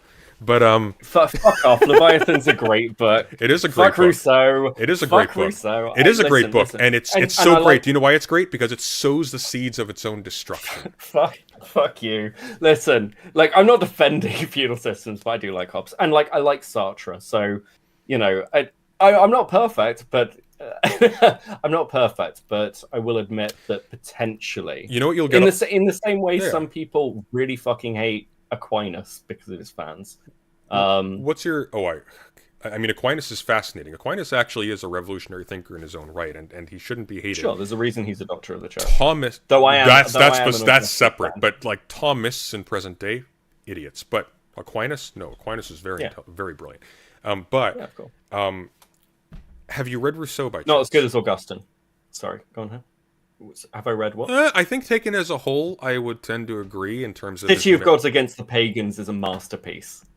It is an actual masterpiece. I agree. City of Gods Against the Pagans... But I mean, so is the Summa. I would say that. Sure. But also, I mean, even Confessions is good. Sorry, like, this is just weirdly me going to be defending... Confessions is good.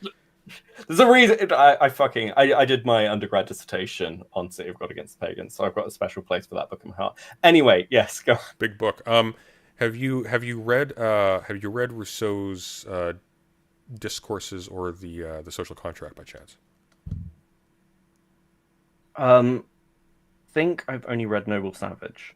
Okay, that's going to be he doesn't write a book called The Noble Savage, but the Noble No, I Savage, know, but what you're thinking of is the second... I've only read his thoughts on The Noble Savage. Yeah, so what you're talking about is the second discourse on the origins of inequality. My recommendation would be to give those two a read. They're not long. Reread them again very carefully.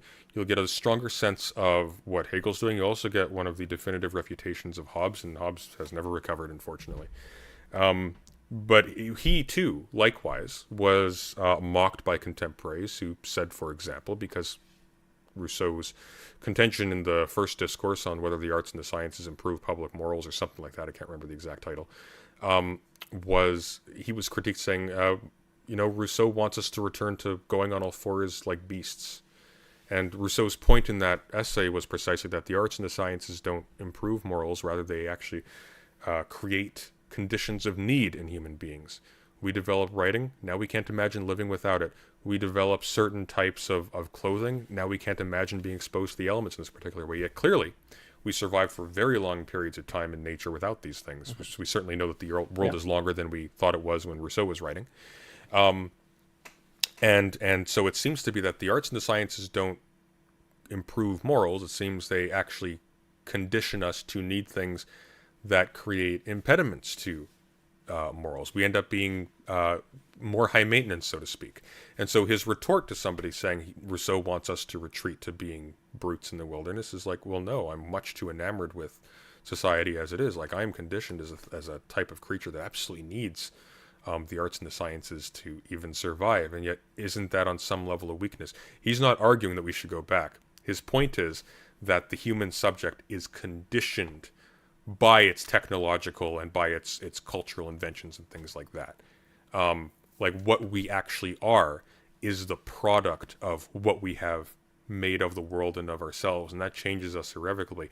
And the reason why this is a refutation of Hobbes is precisely because Hobbes' argument for the state of nature being a state of war of all against all is you take human beings with their defensive need for property and things like that, their greed, their avarice, their pride, etc., and you project them back into a state without government, a situation in which there is no rule to hold them all in awe.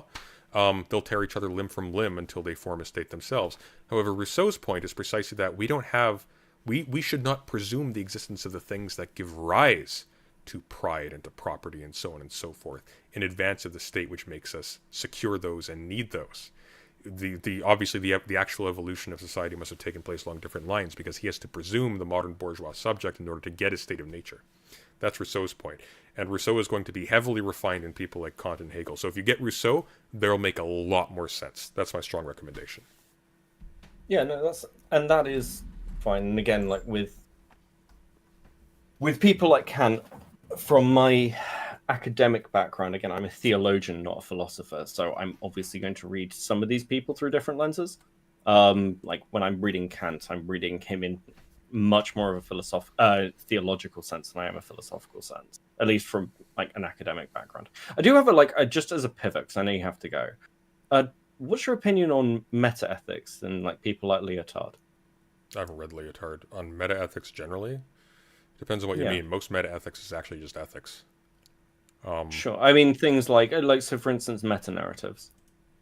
Like just narratives of narratives.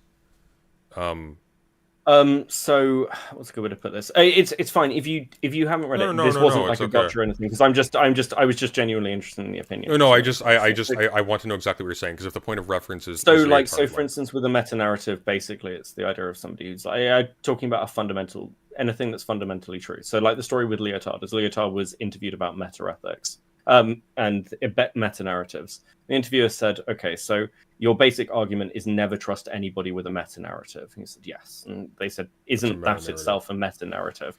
"Yes, don't trust me on it." I think that's more of a maxim than a meta narrative. Like when you say meta narrative, what I think is like something like what Joseph Campbell is doing, where there's like a theory that operates outside of, but which determines the structure of narrative in some sense. That's what I think of when I hear the phrase meta narrative. More in relation to ethics, so it's like fundamental ethical truths, for example. Yeah, I think you're just talking about maxims at that point. And so, I mean, I think ultimately they kind of rest apropos of nothing, because ethics is like, when we're talking about ethics, we're talking about the construction of systems of norms, or just taking systems of norms for themselves. We're not really talking about a thing that is necessarily arrived at via observation of the natural world. So like the critique that Marx levied against Hegel, which is where he simply reifies the Prussian state as the ideal end goal of politics and philosophy, can be put back on Aristotle as well. He does the exact same thing with the Greek polis. He assumes that because the polis produces certain types of human beings with certain types of qualities that he dubs virtues because of their benefit to the society, that therefore the polis is itself the telos, the ultimate good of human beings as a species, and that therefore ethical considerations have to aim towards the maximization of the traits that conduce to the well-being of the species, and the maximization of those traits as well. Your sub specie aeternitatis, like from the eye of nature, I don't think any of these things really have any compulsion. Our scientific understanding seems to be of how we emerged as creatures in the world is a series of a combination of chance happenings and sort of inevitable dynamics of particles in motion. It's like wherein would an ethical maxim actually exist in the world?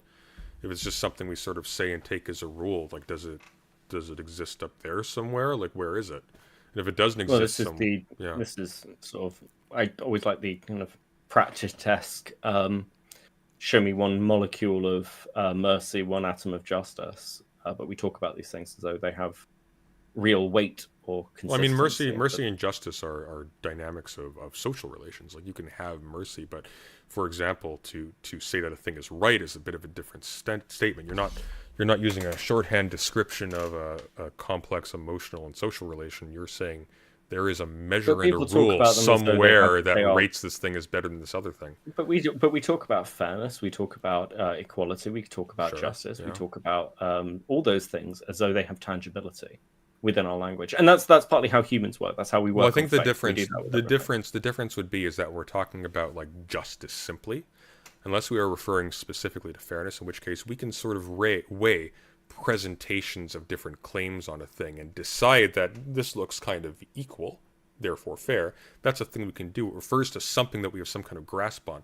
But if we're saying even our definitions of fairness change over time, because fairness used to have far more components of status. So, for example, actually, like now we'd say that if you're in a position of authority or or privilege, then like there's an equity element to fairness where it's not just an equal distribution.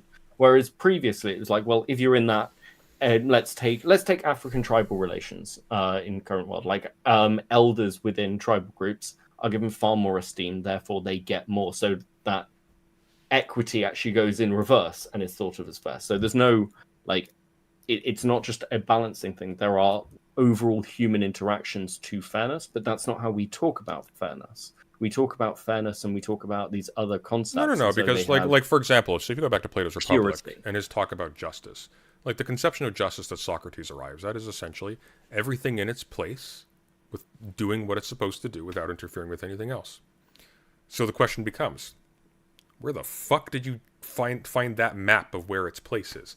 Because if you're going to assert that things have a place, well, what you're talking about is like something somewhere like a laser corresponds to the position of things in the world, and this thing can be in its wrong place or it can be in its right place. That's a heavy claim. There's a reason that Plato is called a Christian before Christ. Well, there's a reason why Platonism was so amenable to Christianity, sure. And I mean, it doesn't help, for example, there's a lot of Platonic language loaded into some of the Gospels, but yeah. I gotta run. I have no worries for me. And guys, we will I've got somebody else who wants me to host a debate between you and Jenny at some point. Jenny Matrix? Yeah. Would you be happy for me to moderate? Sure. What's it about again? It might have to take a little bit because if I'm switching modes, like the Marx thing is consuming. No, that's fine, buddy. That's fine. Yeah, but I have no objections in principle. Just my usual is at least 2 weeks to prepare, and right now my 2 weeks are full up. I've got 3 things coming up. I've got the Cop City panel in 4 days. I'll DM you. Yeah. No, you're fine. You're fine. I know you're debating a lot more than I am. It's been fun. It's nice to have a conversation. Yeah, we'll talk again. Econoboi, nice to meet you. I'll see you again on the 29th. Have a good night, both of you. Yes, sir. Cheerio. All right, talk to you later, bud. All right. I am going to send you somewhere. Where am I going to send you? Let's see. We'll do the live stream. The Revolution will not be live stream video later.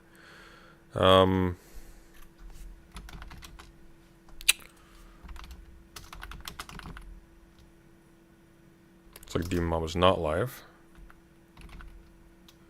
How about...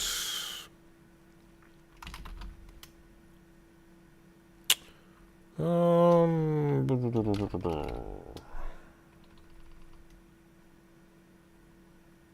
send you to,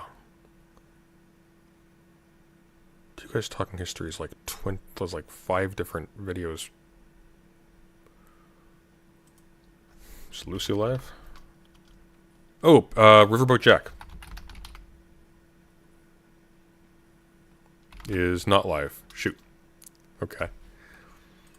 Oh, there's never anybody to raid. Drives me up a wall. Xanderhole, maybe? No.